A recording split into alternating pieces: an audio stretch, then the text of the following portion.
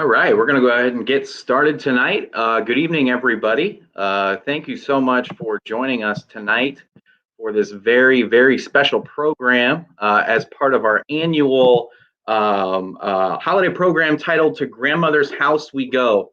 My name is Pat Kane. I work at the Museum of the Grand Prairie and Champaign County Forest Preserve District right here in Central Illinois, and I have a very special guest that I will turn it over to in just a few moments. But I do want to go over a few things before we get into the program tonight. So before I go looking for the bearded man with a red hat, I want to go over a few things, let you know what's coming up here at the Museum of the Grand Prairie. First and foremost, let us know where you're watching from tonight. Write down in the comment section below where you are watching from tonight. I am tuning in live from my home here in Champaign, Illinois, in front of the fireplace with a fire going. Christmas tree lit, and my wife did a beautiful job decorating the fireplace and the mantle just above me here.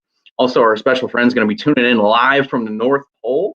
So that is so far away. So we really want to know where you are watching from tonight. Pat Golowich is tuning in from the Chicago area. Katie, good friend Katie, is tuning in from Urbana. Ramona's tuning in from Rockford, and Denise is tuning in from Fisher. So if you haven't done so already, write down in the comment section where you're watching from tonight. And thank you to those who have already done so, writing down below. Another thing you can do is you can click that share button to share this stream so you can watch alongside your friends and family this virtual program as part of our virtual holiday program To Grandmother's House We Go. All day today, we dropped a number of awesome videos highlighting some virtual content and hands-on activities to go along with this holiday program To Grandmother's House We Go. To Grandmother's House We Go. This program we've been doing for over 30 years, where we invite everyone from the community in to have such an awesome time around the holiday season here in Central Illinois. There's really great craft activities from some of our educators. Ms. Sandy, Ms. Katie put on some really great videos and craft activities there. The Wandering Minstrels, who are Dickensian carolers from the Champaign-Urbana Theater Company, put on some really, really awesome virtual Christmas carols that you got to check out. So go back to our Facebook page and YouTube page later on tonight or tomorrow or in a few days and check out that awesome virtual content as part of The Grandmother's House We Go, this virtual version this year. A little bit about us, if you don't know much about us. Our museum, we've been operating since 1968, where our mission is to collect, preserve, and interpret the cultural and natural history of Champaign County and East Central Illinois. We're also part of the Champaign County Forest Preserve District, a collection of 6 forest preserves, educational facilities, golf course, and also an all-purpose rail trail here in Central Illinois and Champaign County. One other program I did want to promote coming up this Thursday, December 10th at 7 o'clock, again, right here on our Facebook and YouTube pages, is a program titled History Brought to Life, where African-American Civil War nurse Anne Bradford Stokes, portrayed by Marlene Rivera, will take place live on our Facebook and YouTube pages on Thursday, December 10th, live at 7 p.m. For more information about us, please visit our websites and social media pages. We're on Facebook, Twitter, and Instagram. You could also go to www.museumofthegrandprairie.org or the Champaign County Forest Preserve District website at ccfpd.org. Again, click that share button. Let us know where you're watching from tonight. More people letting us know where they're watching from. Jenny's tuning in from Tolono. Christine's tuning in from South Bend, Indiana, a state over. Theodore's tuning in from St. Joseph, Michigan. Thank you so much for tuning in. Linda's tuning in from the south side of Chicago, and Alicia is tuning in from St. Louis. So let us know down below where you're watching from. Also, we're going to get to meet a very, very special guest here in less than 1 minute. So one thing I would also like for you to do is down in the comment section, let us know what you're wishing for this year so we can let Santa Claus know. Write that down in the comment section below. Or if you have a question for Santa, let us know. One thing I'm wishing for is an opportunity to come together with family and friends again. You know, of course, with the COVID-19 pandemic, we're all cooped up in the house, trying to be as safe as possible. And I can't wait for the days when I can see my family and friends in such a large gathering again. But hopefully that will be here sooner rather than later.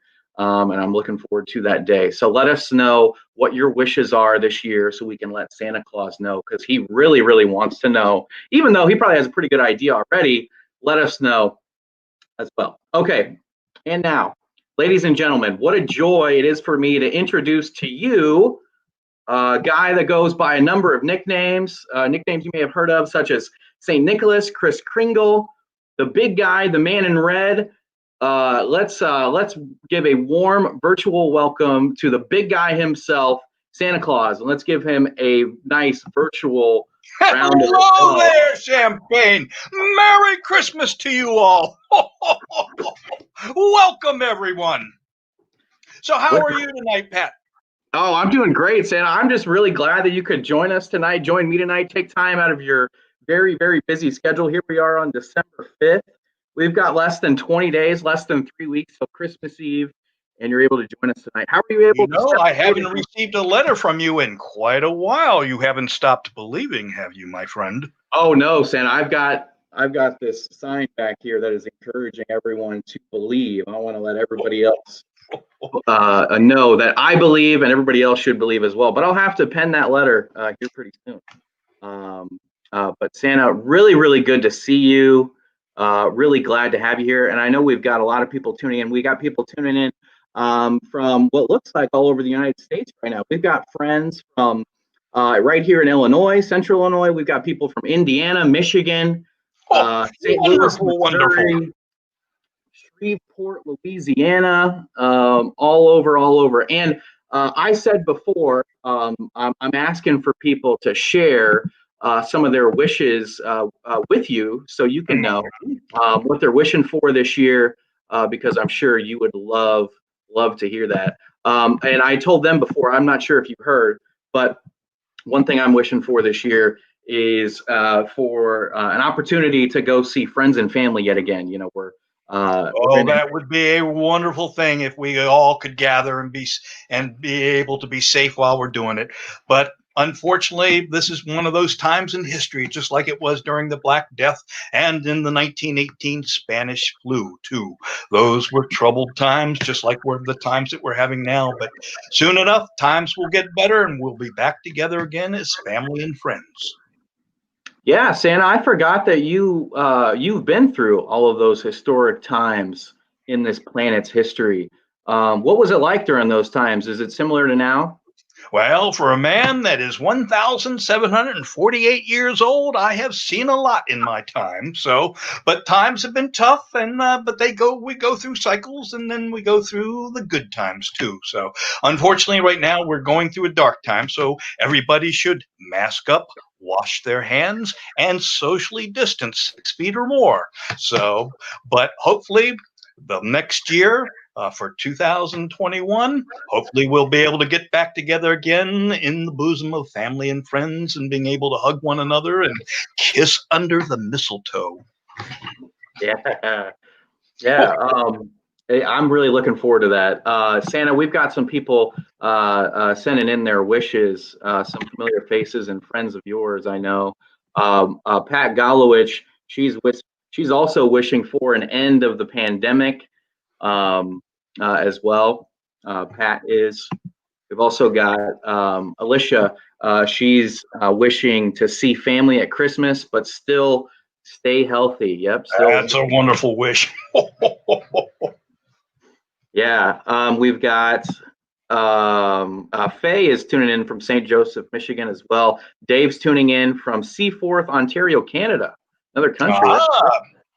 Closer to you up at the North Pole. What's the weather like? What's the weather like at the North Pole this time of year? Well, it has suddenly taken a cold turn, thank goodness, because it looked like we were going to have a warm beginning of the winter. But in fact, it looks like we got a nor'easter coming up the East Coast, going to hit New England and New York too. So we should see some snow there. We haven't seen snow yet this year, except for where we are in Central Illinois. We saw just a few spits of flurries here in Champaign County in Central Illinois, but really wishing for some snow. That's another wish. I would love for some snow on Christmas this year. Santa, if you can get a word in with Mother Nature, I don't know if you all hang around, but that would be great for you to let Mother Nature know that we want some snow here in Central Illinois on Christmas. I'll see if I can talk to her and see if I can get your request fulfilled. I appreciate that, Santa. Linda is wishing she would love to do a family and friend trip this spring in 2021. Yeah, go back on vacations and stuff. That would be great. Yeah, that would be great. Hey, Santa, question. Linda's wanting to go on a vacation. Where does Santa go in the off season? Where do you go on vacation? Do you have any favorite spots all over the world? There are some warm climes I like to go to, the Bahamas and places like that, just to be able to put my feet in the sand and the water just for a couple of days, because they are usually encased in boots for the majority of my life. So a couple of days after the Christmas holidays are over with, and we can enjoy a little time before we have to get back to work to start the next year's work. Yeah, I wasn't sure if you had the opportunity to step away, but everybody needs some time off every year. So even if it's just for a few days, like you said, I'm glad you get that time to get your toes in the sand, maybe, or boots in the sand, like you said. Okay, yeah, continue to let us know what you're wishing for, so we can let Santa Claus know. I had a few other questions too for you, Santa. Okay. So this year. Of course, as we already mentioned, it's very different. How's Christmas different for you this year in what you're doing up at the North Pole? Maybe your plans for the Christmas Eve ride. How is that going to be different from this year compared to other years with the COVID-19 pandemic going on? Well, unfortunately, I'm not making any personalized appearances at any shopping malls or any other historic sites this year, and many of my hand-selected helpers are also not doing things. Others are in a pandemic plexiglass bubble and having to listen very carefully to hear what the children are wishing for. So the mail volume has increased quite a bit here at the North Pole, but we are engaged. All the elves are nice and healthy, and we'd like to keep it that way. And also, Mrs. Claus is keeping me well fed, so with cookies and getting me back into training for my one-night marathon of cookie eating.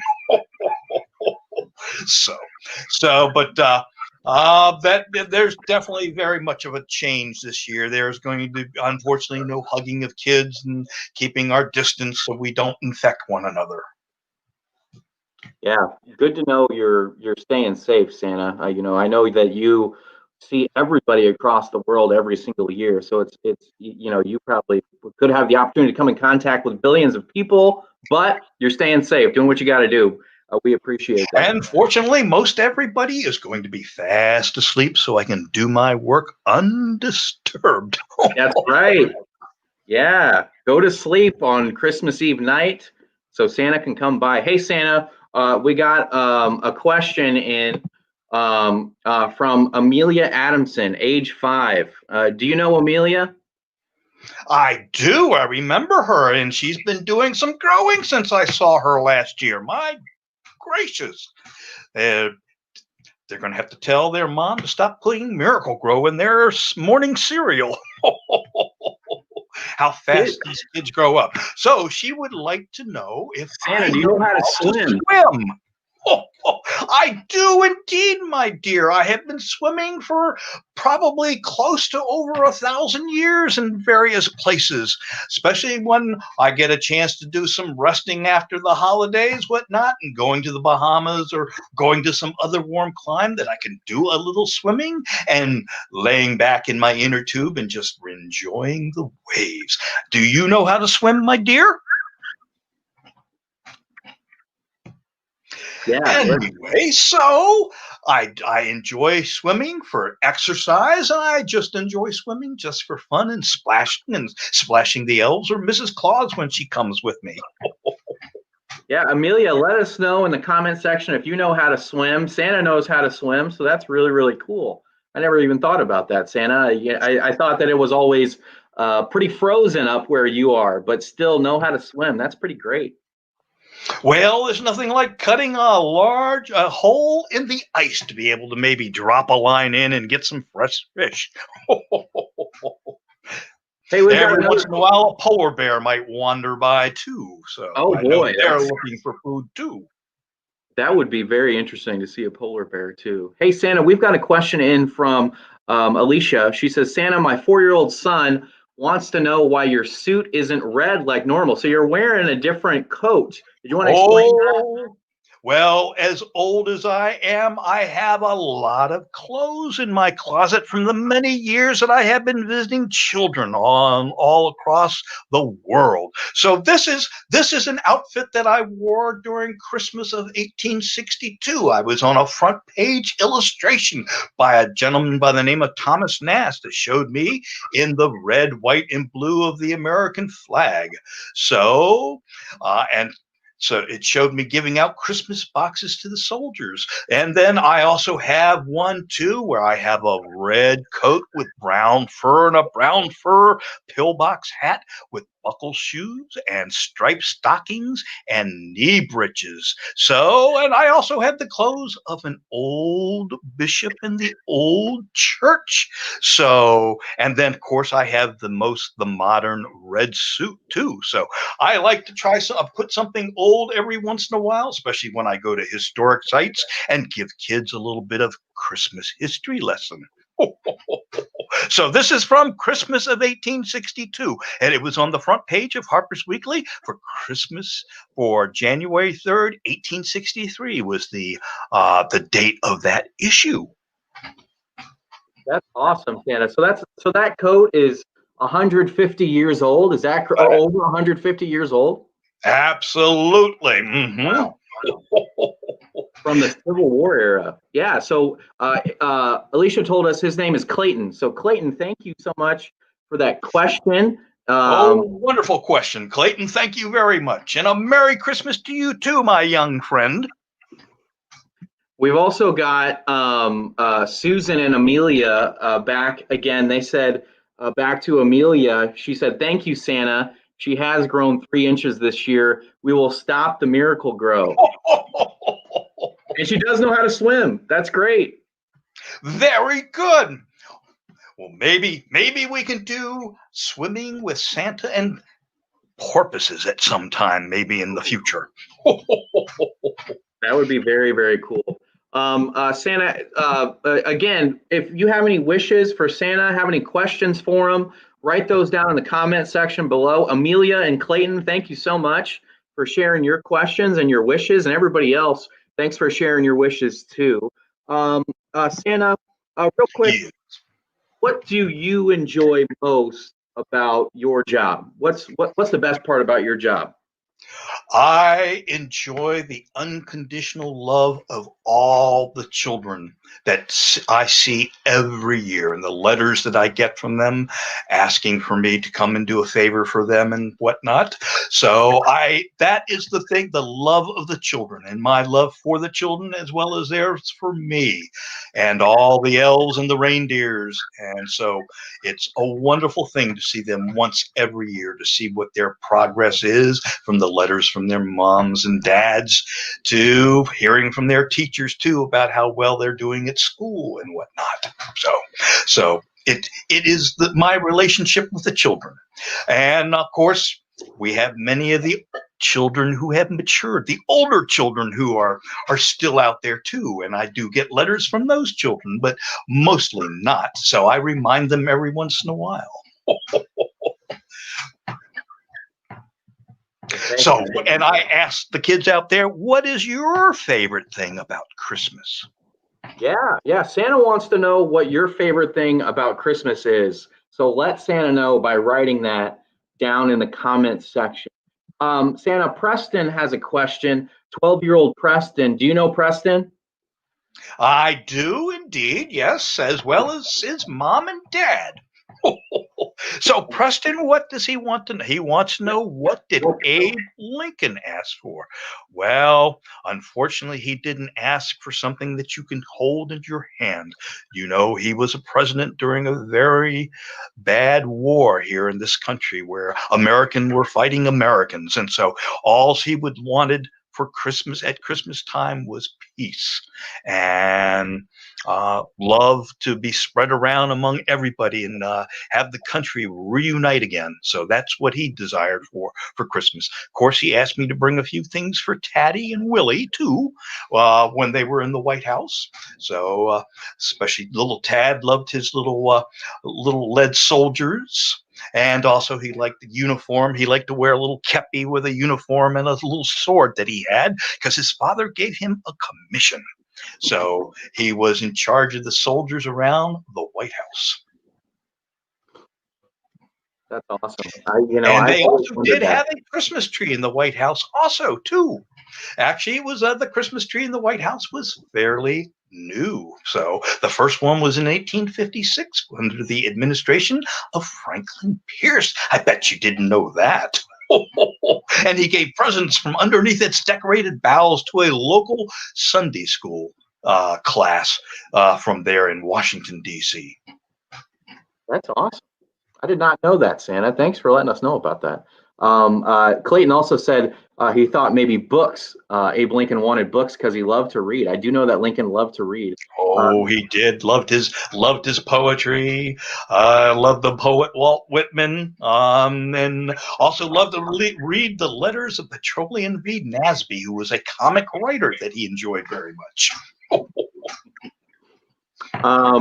Santa, Joey, good friend Joey at the Forest Preserve District, he said he would love to visit his grandparents in Puerto Rico for Christmas. Thank you, Santa. That's what he's wishing for this year, Joey. Hey, Joey, thanks for tuning in tonight.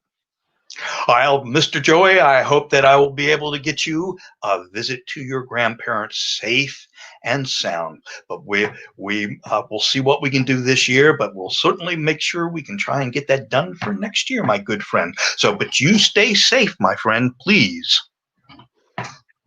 Santa, Ramona says this 62-year-old kid loves the lights, music, and smells of Christmas. Me too. Here, here. I've been smelling those smells for all these years. It's a pleasure going to Germany and places like that and smelling all the wonderful smells, and also the smells of the live Christmas trees in everyone's houses too. Oh, it is just wonderful, the smells of Christmas. Cookies on a plate, hot cocoa brewing in the cup. Oh, the smells of Christmas are most wonderful. And to hear all the songs too, all the kids love to sing, going caroling and whatnot. Oh yeah, I love the sights, the sounds, and the smells of the Christmas season. There's nothing like it every single year. Santa, our friend again, Amelia, says she loves throwing snowballs and sledding by the museum at Christmas. Great. Yeah. Well, if we get some snow this year, Amelia, come by and see us at the museum. We may not be open, but maybe build us a snowman out. You have a great sledding hill there at the museum. We do. We're in the middle of a forest preserve called Lake of the Woods Forest Preserve, and there's a few hills around that people sled down. But make sure everybody stays as careful as possible sledding down those hills. Santa, we've got Linda, 68-year-old friend Linda that you've known. She loved her grandmother's mushroom soup and duck soup from Poland.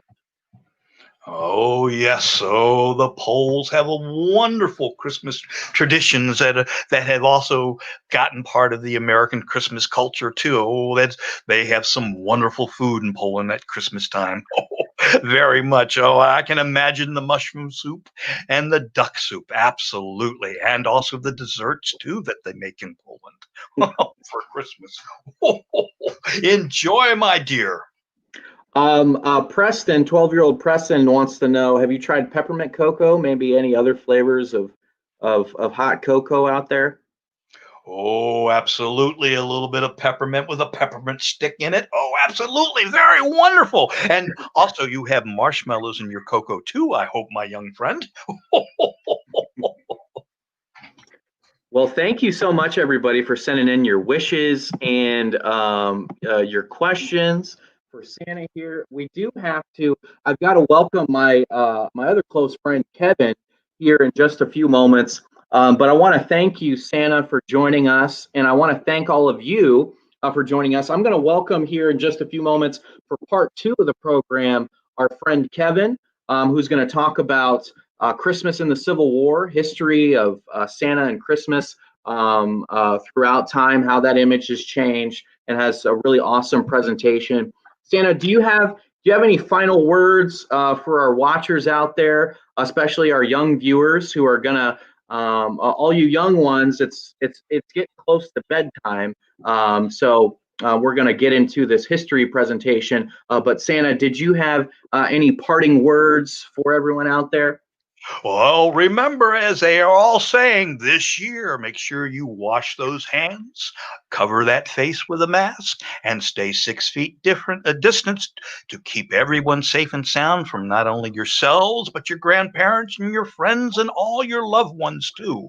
So, and I will see you all on Christmas Eve. Now, don't forget the cookies and the milk and the carrots for the reindeer. And if you kick off your covers, as so many of you do, I'll tuck you back into bed, if either tickling those little toes of yours or unwrapping you where you look like an Egyptian mummy where you've gotten all tied up in your bed sheet. So a Merry Christmas to you all. I'll see you on Christmas Eve. Good night, my friends. Thank you so much, Santa. Really appreciate it. So that was Santa. Man, I'm really excited that he was able to join us. He's a very, very busy guy this time of year, and I want to thank all of you out there for tuning in tonight, asking your questions, sending in your wishes. I'll be sure to. We weren't able to get to all the questions. We got a few questions here. I'll be sure to pass those questions along to Santa. Or what you could do is you could also pen a letter to Santa Claus and be sure to send it to him in the mail. And if you still have those questions, you can ask him then, and then wait to hear back from him. But write those questions and send those in. But I'm going to turn it over now, to another good friend, Kevin Rawlings, who has a really great presentation for us talking about the history of Santa, and especially Santa in the Civil War. So Rawlings, he's been portraying Civil War Santa across the country for over 30 years. He's a Civil War living historian, actor, professional researcher, including a film researcher on several program series on the History Channel, which include World War II in HD and the Vietnam War in HD. He's also the author of We Were Marching on Christmas Day, A History and Chronicle of Christmas During the Civil War, published by Toomey Press in 1995. Kevin also has been featured in the award-winning documentary Becoming Santa, and a second edition of the first printing of his book has been published also and is available for purchase. And Kevin is coming to us tonight live from Maryland. So I really want to thank Kevin for joining us tonight. And taking time out of his night to talk about some history tonight. So, hey, Kevin, thanks for joining us. How are you? Doing good, doing good. We had a visit with Santa just a few minutes ago, so sorry to keep you waiting, but are you familiar with Santa? Not a problem. That is the main man. So, I mean, I couldn't have better company to be behind. Yeah. Well, Kevin, I appreciate you joining us tonight, and I know that you have a lot to talk about. So, without further ado, I'm just going to turn it over to you for your presentation, and I have some images to share too. So I'm going to share my screen, everybody out there, so you can see. So, Kevin, I'll let you take it. All righty. This is The Hue and Cry After Christmas by Washington Irving. It's says back to the beginning. Sorry, Kevin. No problem.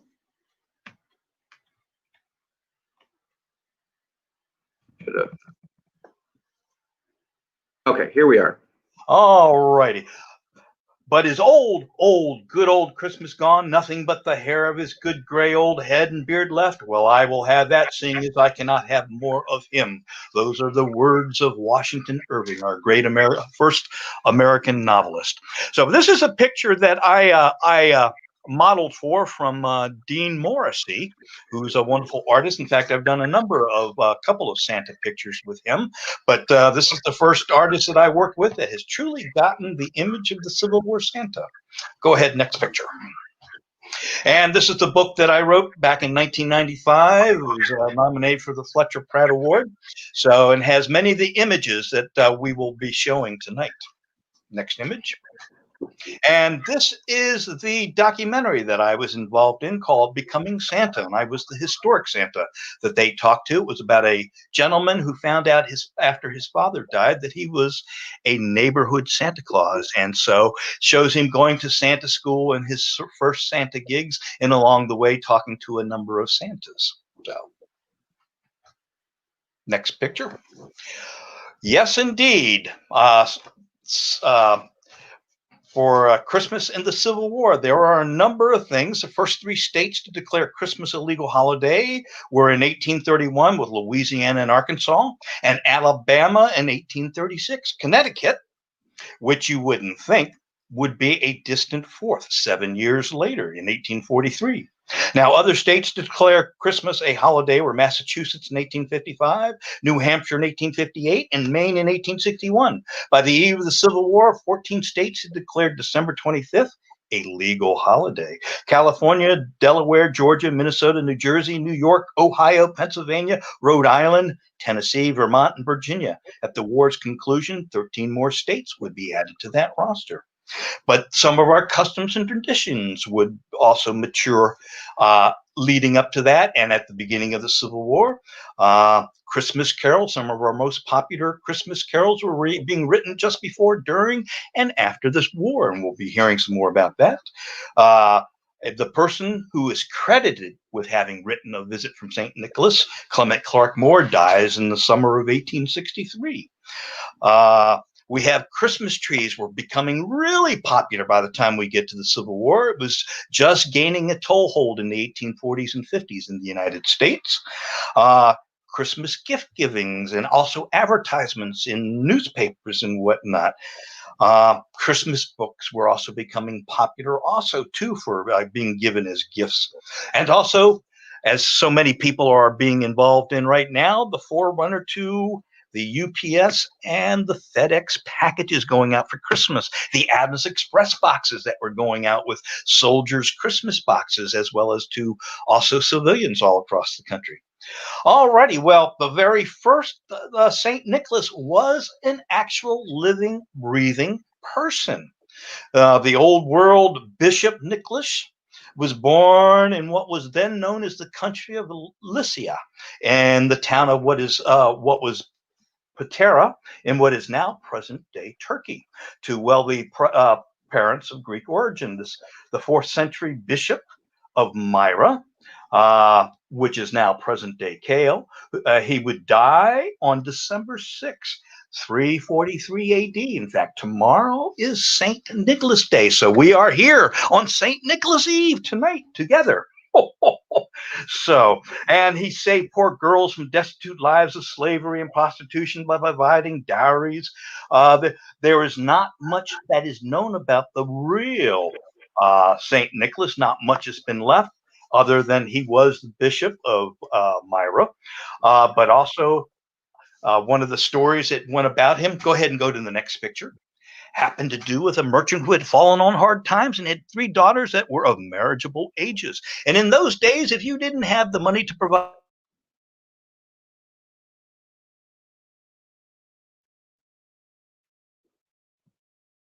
to.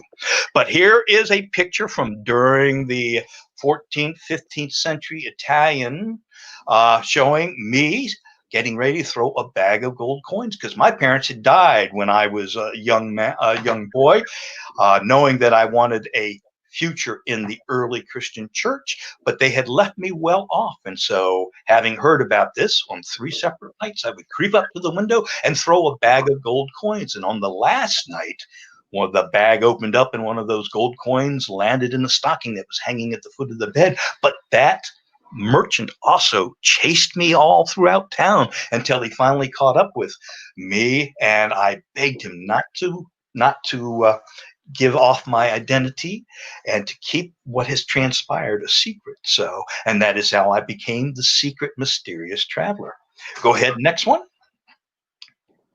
Oh, and also one of the stories that involved St. Nicholas too had to do with an evil innkeeper. And it seems that always it happens in threes with Nicholas. So here we have three students, and the innkeeper would murder those students, chop them into pieces and throw them in the barrels of pickling brine. And one day, Nicholas happened to be going by the inn and sensed that something was not right. When he went by the barrels of pickling brine, when up rose these students, completely befuddled as to why they're standing naked and covered in brine in these barrels.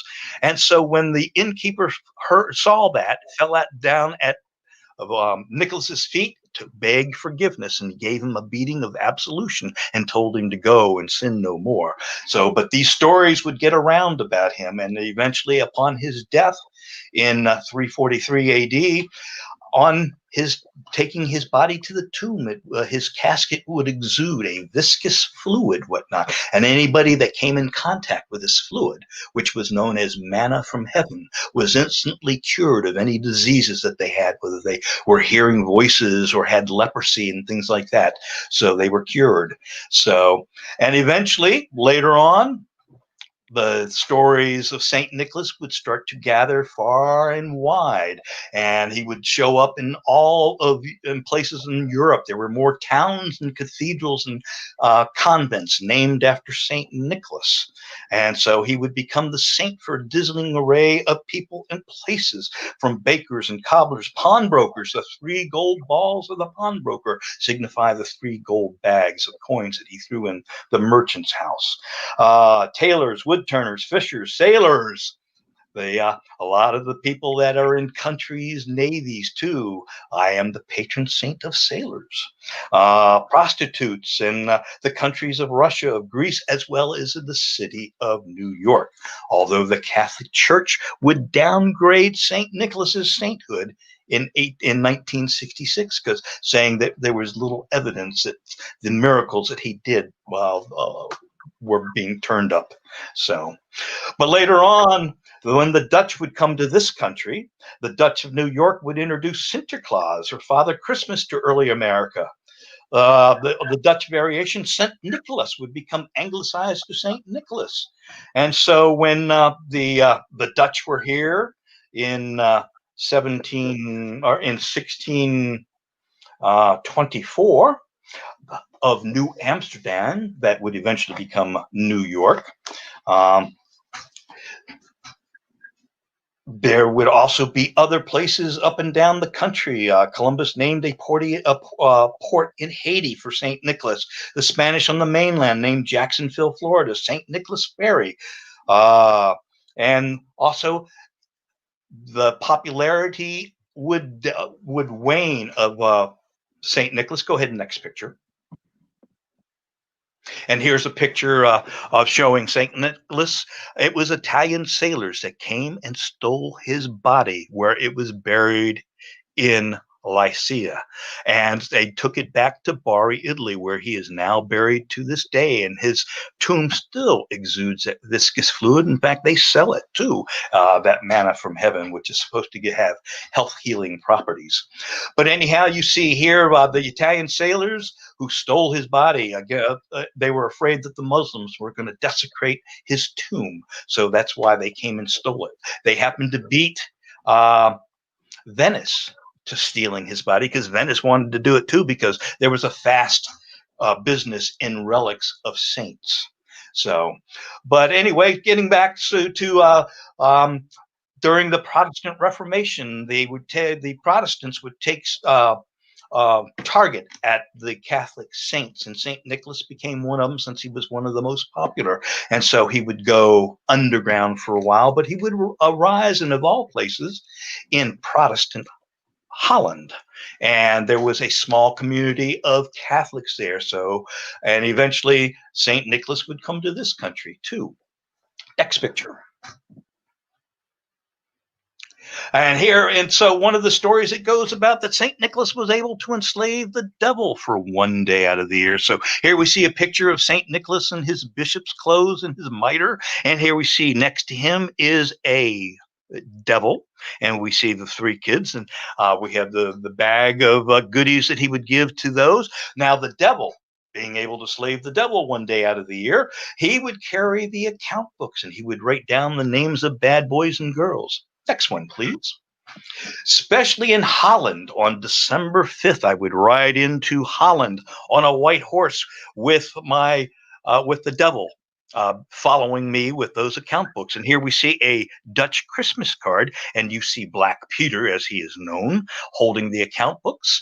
And while I am riding in there too, during the Spanish occupation, St. Nicholas would arrive by a rowboat from the sea, and Black Peter would take the form of a Spanish Moor as a political joke. Next picture, please. So then we get to the founding of the United States, or the founding of the colonies, the early American Christmases. So the first one being in the timbered palisades of Jamestown Fort in 1607. Less than 40 original survivors would gather around the church of the altar of the altar of the Church of England to pray for another year and survive. They did, to have another ship come in with and fill up the depleted ranks of the settlers. And then again, also we have the Pilgrims would come to the Massachusetts Bay Colony in 1620. And so here we see a picture of the embarkation of the of the Pilgrims there. But a couple of years later at the Jamestown Colony, we would have Captain John Smith would write about Christmas in Jamestown as never more merry, nor feed more plenty of good oyster fish, flesh, wild fowl, and good bread, nor had any better fires in England than in the warm, smoky houses of Christmas in Jamestown.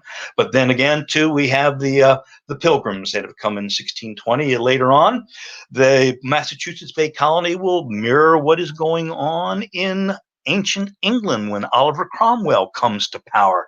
And so there will be an outlawing of Christmas in England, as well as any trying to stamp out any festive observances of Christmas on Christmas Day in the Massachusetts Bay Colony. One story had, there were a couple of boys that were playing with a ball, and one of the Pilgrim elders came out, took the ball away, and said they ought to have a solemn reflection of the day and not a festive one.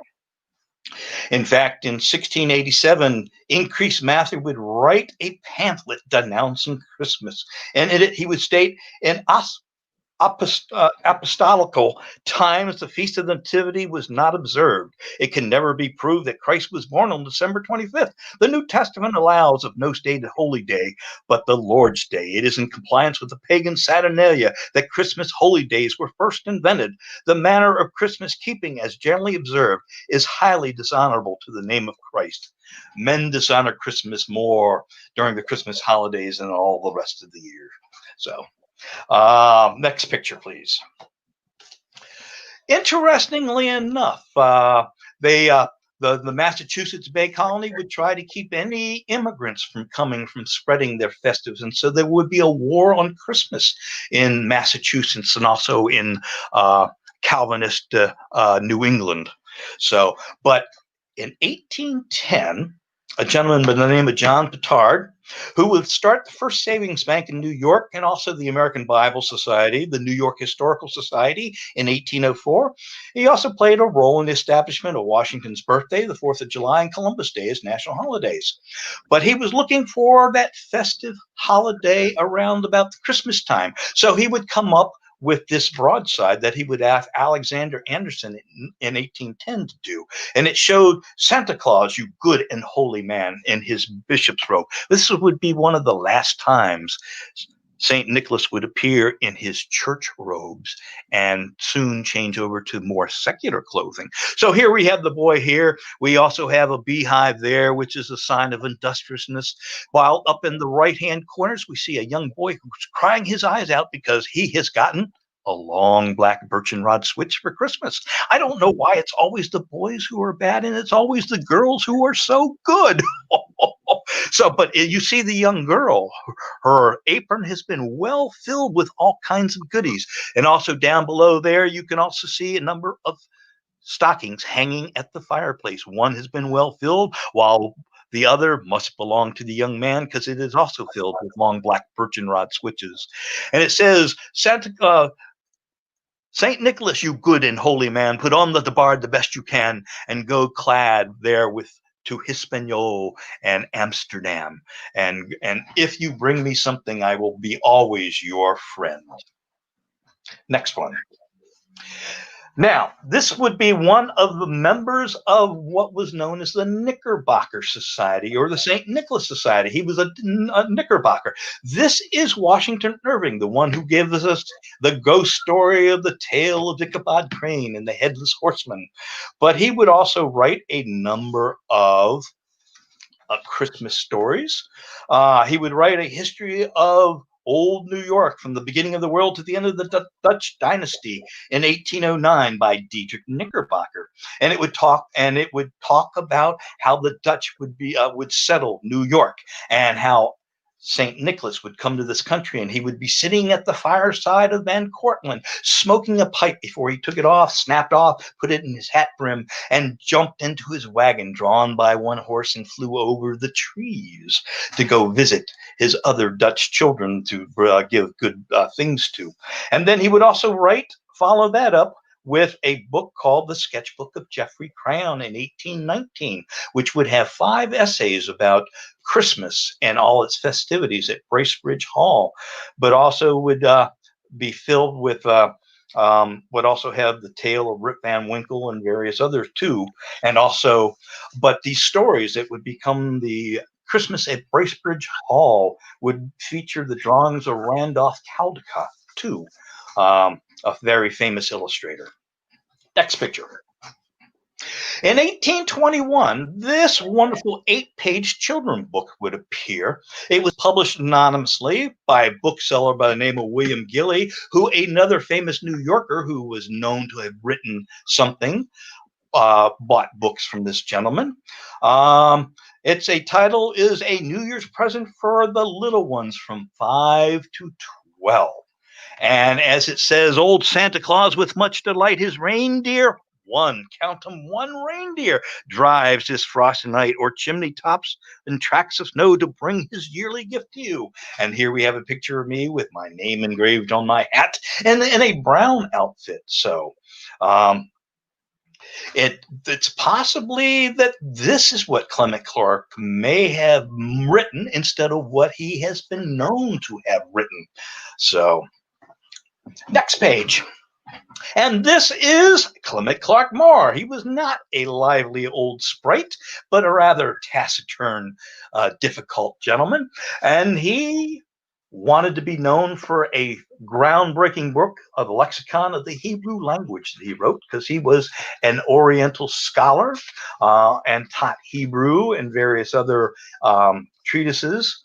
But he possibly, what the story comes down is, in 1823, an editor of the Troy Sentinel in Troy, New York, and a man by the name of Orville L. Holly, who has an unlikely holiday name, will receive a poem anonymously in the mail from a family friend.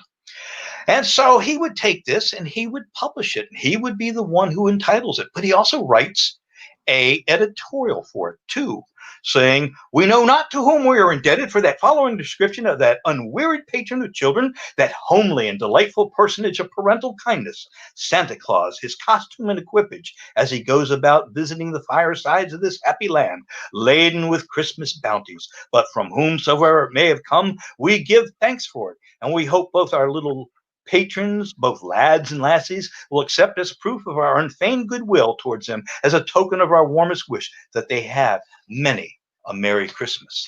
And he will entitle it, next page, next slide, a visit from Saint Nicholas.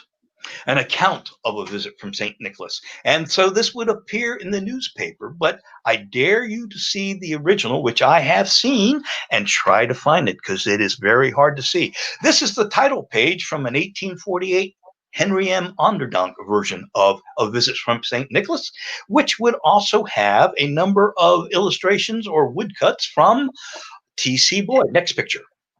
And here we have what is known as the Knickerbocker Santa Claus. Here with buckle shoes, stockings, and knee breeches, and a red cool coat with brown fur and a brown fur pillbox hat. Next picture.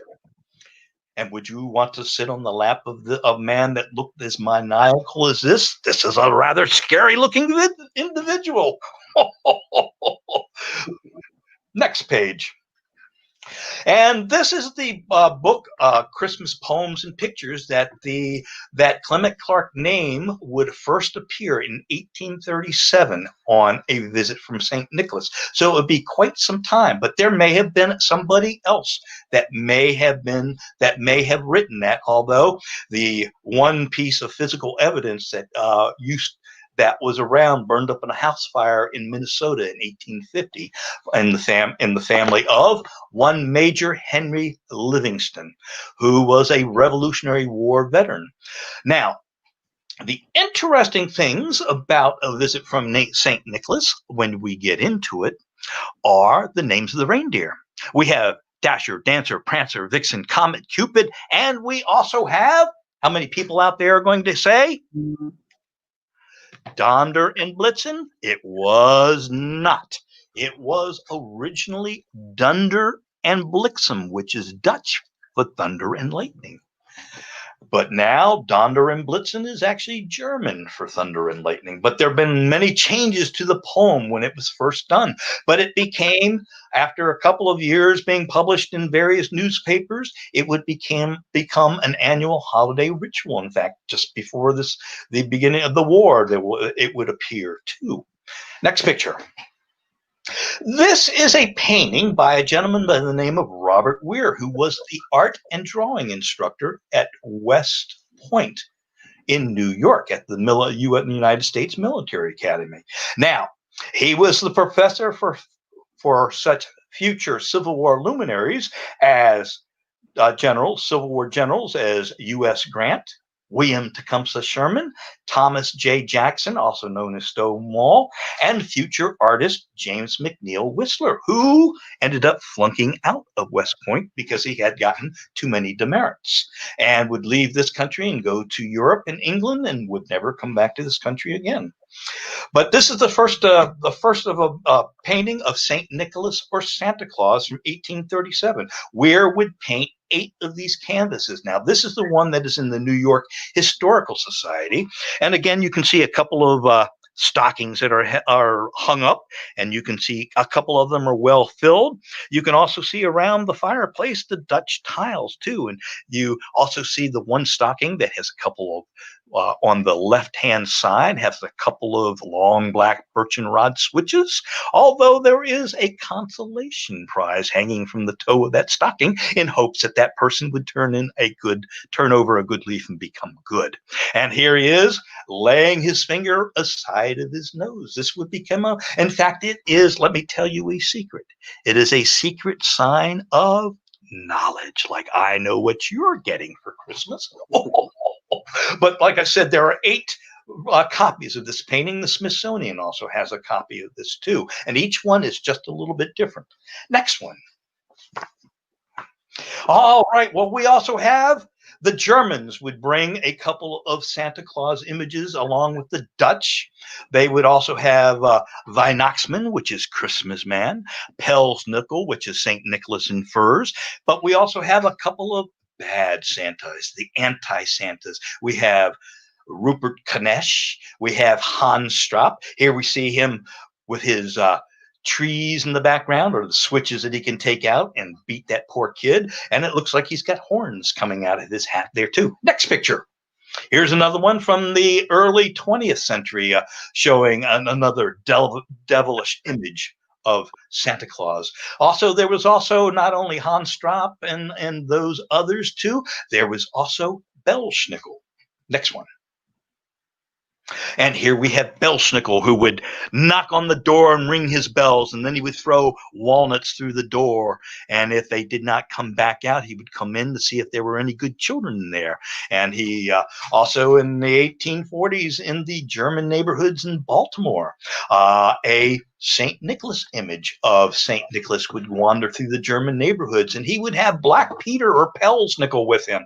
And Black Peter was the one that admonished the beatings while the parents would push their children up and say, this one's been good, this one's been good, this one's been naughty, and would have a beating administered to him right away as late as the 1840s in Baltimore.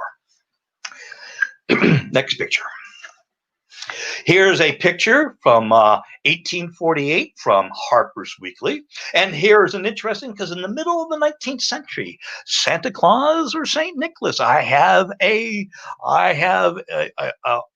rather wild image. I have a fondness for wassail, and I like to dance with the ladies. But here we see a picture of me sitting in a sleigh, and here I am missing one of my most famous attributes: no beard.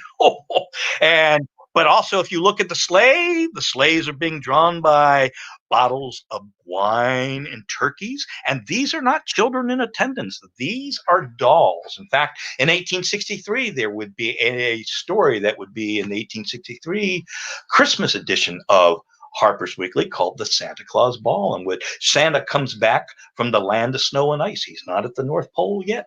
Nobody knows where he comes from, just know he comes from the land of snow and ice. And so he would meet with the dolls and all the toy soldiers and all that to find out which kids are being good, which are being naughty, which have broken up their toys, which children are sickly and may not live another year. But here we have the 1848 Santa Claus there. Next picture. Here we have, as an old man, this is Thomas Nast. This was the illustrator who would do the standardized version of Santa Claus from in the beginning of the 19th century. Now, he comes on board in 1862 of Harper's Weekly. He's also a veteran of Leslie's Illustrated and various other drawing assignments for various people. But he's a rather corpulent young man, but he has a pair of flowing mustaches. This is when he lost a lot of weight, when he was much thinner as a much older gentleman. But I want you to take a look at the face of this man here. See the flowing mustaches there? He would use himself for his own image of the next picture, please. His own image of Santa Claus. This is his most famous picture from 1881. This would be the centerfold in Harper's Weekly. It would not be in color, but showing Santa smoking a pipe. And so this is the one that all the merchants still use to this day, because it is now in in the public domain now. So many stores use this image for putting on their shopping bags or for images they use in their advertisements. And there's even on the bottle of a beer, there is a St. Nicholas beer with this image on it too. So, but Thomas Nast would join. He would come to this country as a young immigrant child in the 1840s. His father later on would come over too, but he would stay with Harper's Weekly until 1886, when he would leave that paper. And so he would spend quite a career drawing various Santa Claus images, and we'll see some more of the others that he would draw. Next picture. All right, well, these are some of the other images in the late 19th century of Santa Claus or St. Nicholas image. Here he has black boots. We have blue pants and a red coat with not a Santa hat, but with some kind of a cowl that to come from. So, but this is a Christmas postcard that you can still collect from the 1890s, 1900s. Next picture. This is a picture by N.C. White. He hated the Thomas Nast St. Nicholas, so he would make a number of his own. But here we see N.C. White, who lived in Chadds Ford, would illustrate such things as Treasure Island and various other children's books that famous through the years. But here's his image of St. Nicholas, as we see just after midnight with his bag and other goodies. Next. Here's another famous one. Norman Rockwell would do numerous ones for Saturday Evening Post, as well as for. So he would spend a lifetime doing his Santa Claus image too. Here we have another image here. Next picture. We have the Coca-Cola Santa Claus here. This was from the advertising artist by the name of Adamson, who has the account for Coca-Cola. So he does a couple of canvases in 1931. And so this would grace the pages of National Geographic, Look and Life, National Geographic, and various others. You can go to used bookstores and still find these advertisements on many of these periodicals at many used bookstores. Next picture. Here we have Santa, where the kids have laid a Coca-Cola. So we had the commercial Santa Claus here. So they have left in this image, they've left a note on the thing saying, Santa, please pause here, with the pause that refreshes, as we see Santa with his book that he's looking in to see what he's going to leave behind before he has the pause that refreshes. So next picture. Also, the Germans would be responsible for bringing the Christmas tree to this country. The German influence, as it would be called. These are early, very early. This is from about the 1820s, a very early image of a Christmas tree. Usually they sat on tabletops. They were not the floor models that we know today. Usually they were about 3-4 feet tall, widely spaced branches that also were able to hold candles, but you only lit them for about 5 minutes at a time, and you would have a bucket with a long stick and a sponge on it to be able to extinguish those. Fortunately, there were relatively few Christmas tree fires, because that's all you did was lit it for about 5 minutes at a time. You didn't want to have the dense packed Christmas trees like we have today, because you'd be burning the branches above all over the place. So next picture. So here we have another early one showing homemade decorations on the tree. Again, we see a tabletop Christmas tree. Another picture, please. Another one here. Here we see another one in the center of the picture, where they've got, looks like they have some German ornaments in the Christmas tree, a flag, and some other things. Next picture. Also, there would be children's books. We have Kris Kringle's Christmas Tree, which would be published in Philadelphia. In fact, the very first storefront Santa Claus would be in Philadelphia too. The first Christmas tree dealer would be a woman of selling Christmas trees. So there would be Kris Kringle's Rare Christmas Show too, showing Santa at a Christmas show, pulling back the curtain for the Christmas festivities that would be on the stage. Next picture. But the Christmas tree would also take a detour through England, in which the German-born husband of Queen Victoria, Prince Albert from Saxe-Coburg, where the Black Forest was, would provide this Christmas tree.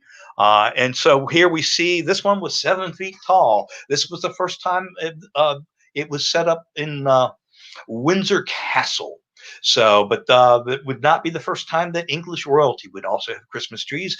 Princess Victoria would also see it when she was a young girl. But here they have a full-fledged family there. And so it was 7 feet tall and made taller still by the hand-blown Nuremberg angel on top. And also we see the wealth of England that's around. This appeared in the Illustrated London News in 1848. So, but this was first set up in 1841. There would also be an article on the backside of this illustration too. But then, interestingly enough, in 1850, next picture, Sarah Josepha Hale, who is responsible for another holiday that we had. She was the editor, that rare woman editor of a monthly magazine, Godey's Ladies Book. So in 1850, she would have her illustrator take the one that was on the Illustrated London News and Americanize it. And so here, this would appear in 1850, and again in 1860 with an article on how to decorate a Christmas tree. So here we have Prince Albert, whose mustache has been ripped off, which must have hurt terribly, also have removed the crown from Victoria's head and changed some of the illustration, some of the ornaments that are in the tree too, as well as some of the clothing. So this would be on the eve of the war. Next picture. Here we have 1858. This is Winslow Homer showing a Christmas tree with real working musical ornaments being passed out. Exceeding headache number 1 is about to begin with all the hooting and tooting and banging of drums and whatnot. So as they are handing out those, you see the kids all grabbing. But this is a Christmas. Also the English. Oh, you're good. You're good. Next one. The British or the English would also have a lot to do with our customs and traditions. They would have the Christmas Yule log, the Christmas mistletoe and its association of kissing beneath the sprig. Here we see an illustration from Dingley Dells from the official papers of the Pickwick Club, where we see them dancing underneath a sprig of mistletoe. And this would be very popular because this is how the men got to meet with the women. You would have your social graces. Most men would know how to dance. So you would ask the lady to meet you underneath the mistletoe, in which you would reach up, grab the white berry, and then you would be able to retrieve your kiss. And when the berries were all exhausted, the kissing would cease. Next picture. Here we have another colorized picture. Here we again see of kissing beneath the mistletoe from probably the 1820s, 1830s in England. Next one. Also, Christmas caroling, the Christmas feast, Christmas ghost story. So here we have Christmas caroling. We have the Christmas Carolers by Fizz. So, like I said, some of our best loved Christmas carols were being written just before, during, and after the war. It came upon the midnight clear in 1850 by Richard Storrs Willis, the music, and with the words of the Unitarian minister Edmund Hamilton. "O Little Town of Bethlehem" from Philip Brooks in 1865. And the music by Louis Redner in 1868. "Away in the Manger" is unknown, but credited to a German Lutheran in Pennsylvania and published in 1885. "I Heard the Bells on Christmas Day" was written as a poem by Henry Wordsworth Longfellow because his son had been, he had heard his son had been wounded and he did not know, and it eventually would be turned into song. "We Three Kings of Orient Are" in 1857, "Up on the Housetop," also known as in this century as Santa Claus, around about 1860. And last but not least, next picture. Here we see some dance music, the Mistletoe Gallop, which is a cardiac-inducing dance, I can tell you. It's like galloping on a horse, whatnot, and there are traffic cops telling you which way that you need to go. Next picture. And we also have the one Christmas song that says nothing at all about Christmas, Jingle Bells, which was originally titled A One-Horse Open Sleigh. And this was written by a Bostoner, James Pierpont, who was a reverend in Boston, and he would write, and they would retitle it the next year Jingle Bells. But it was basically a sparking song for taking your best girl out and racing along the snow-covered lanes. But this gentleman would eventually go to South Carolina. He would meet the mayor of Savannah, Georgia's daughter, and fall in love with her, and eventually marry. And during the Civil War, he would write a number of patriotic songs for the South. So, next one, please. And here we see a picture of the Santa Claus quadrille, which is another one. And if you look down below, it's dedicated to the old Knickerbockers of Clement Clark Moore, Robert Weir, the painter and drawer, to maybe Washington Irving and numerous other people, Clement Clark Moore and stuff. So we also, if you look, this is a rather virile-looking Santa Claus. He's also missing one of his most prominent features, his beard. But here we have him jumping very virile up on top of the chimney, getting ready to jump down. Next picture, please. Here we have an English Santa Claus, maybe an early Father Christmas from about the 1840. Here he is carrying his own Yule log to leave behind. He's also carrying a wassail bowl. Now, this is not the punch Santa that you would see in 1880s and 1890s, but this would be his forerunner. Next picture, please. And here we have the Yule log. Although the Yule log will begin to disappear in the in the fireplaces in ancient England, it would come here to this country, to the plantations, but because the size of the fireplaces would get smaller and smaller as people would move from the countryside to the city, to apartments and townhouses and things like that. Next picture. Here we have Christmas cards. The British were also responsible for the Christmas card. We have the gentleman who, excuse me for a second, sorry. No problem. Well, anyhow, I'm trying to think of his name.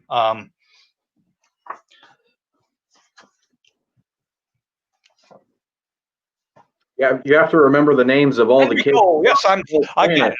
I'm sorry about that. It's Henry Cole. Oh, okay, there it is.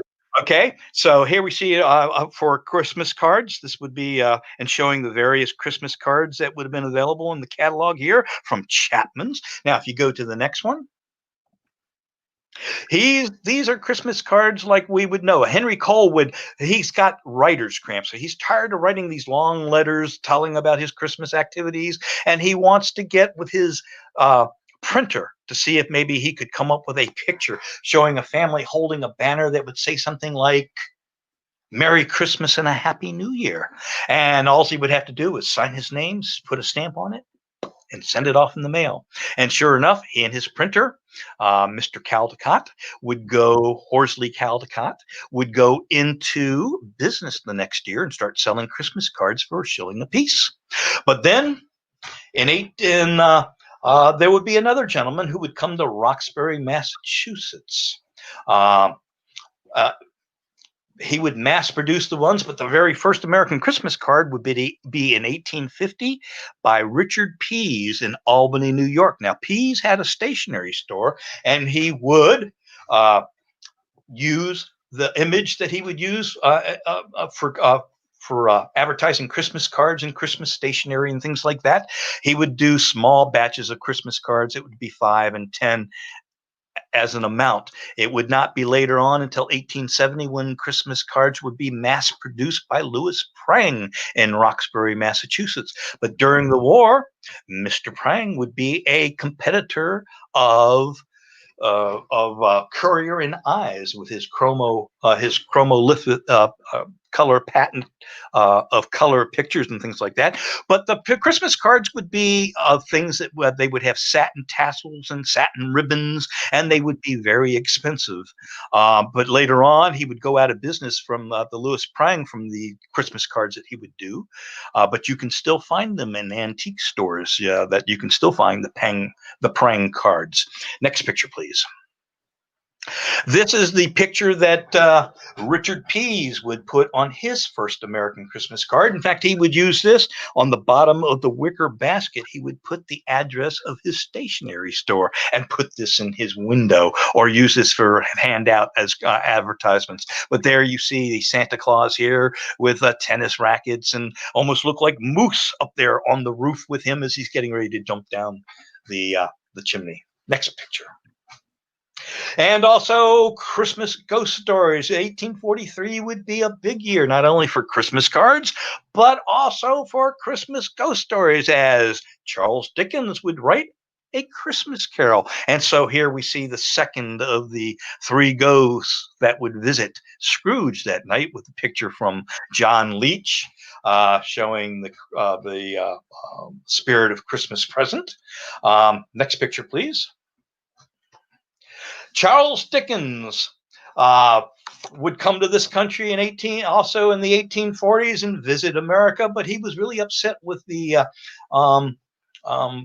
the duplication process of the laws in this country, the copyright laws. And so he was on tour, and he was railing against the copyright, because no sooner did he would have it published in England, and it would be already serialized here in this country in one of the many newspapers. Like in 1861 for Christmas that year, it would be Great Expectations.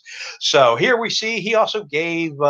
Later in life, he would also give a number of dramatic readings of Christmas Carol and various other things. Next picture, please. But he would also be the disciple of Christmas. In fact, he would write an essay in 1859 writing about the Christmas tree. And he would write, "I've been looking on this evening at a merry company of children assembled around that pretty German toy, a Christmas tree. The tree was planted in the middle of a great round table, towered high above their heads.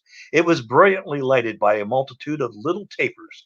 Everywhere sparkled and glittered with bright objects. There were rosy-cheeked dolls hiding behind green leaves, and there were real watches with movable hands, at least, and an endless capacity of being wound up, dangling from innumerable twigs. There were French polished tables, chairs, bedsteads, wardrobes, 8-day clocks, and various other articles of domestic furniture, wonderfully made in tin at Wolverhampton, perched among the boughs as if in preparation for some fairy housekeeping. And there were jolly, broad-faced little men, much more agreeable in appearance than many real men. And no wonder! Their heads took off and showed them to be full of sugar plums. There were fiddles, drums, there were tambourines, books, work boxes, peep show boxes, and all kinds of boxes.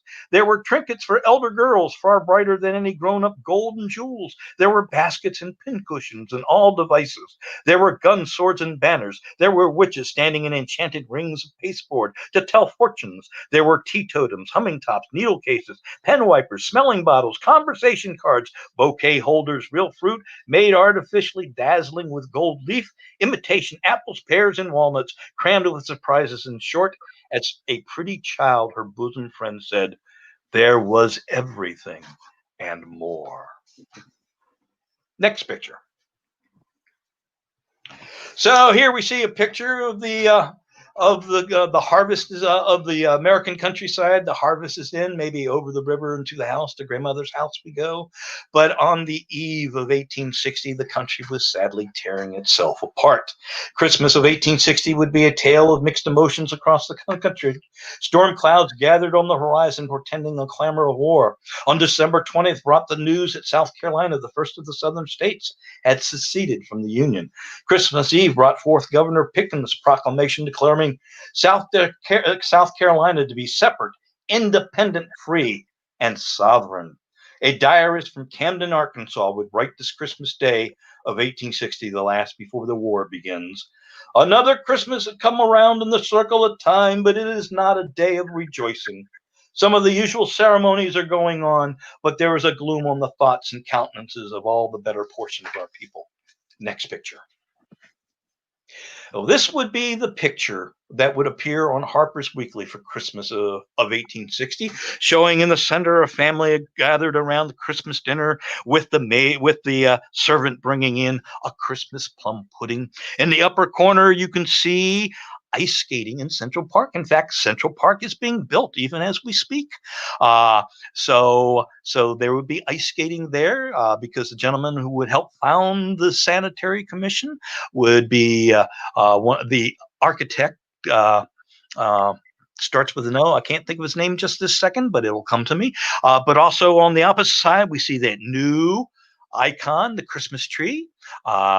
That has taken a toehold. There are Christmas tree dealers in New York City, all over the place. So Christmas trees are being sold more than just to the Germans. There are Christmas tree dealers in Richmond, too.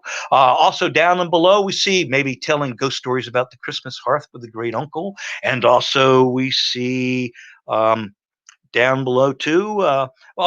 Down below is ice skating in Christmas Park. I'm sorry, the one upper left hand is doing maybe the Christmas schottish or the Christmas gallop. And then we also see an image of me holding up a stocking, while we see a young black girl on the other side in the middle hanging up her Christmas stocking. So, next picture.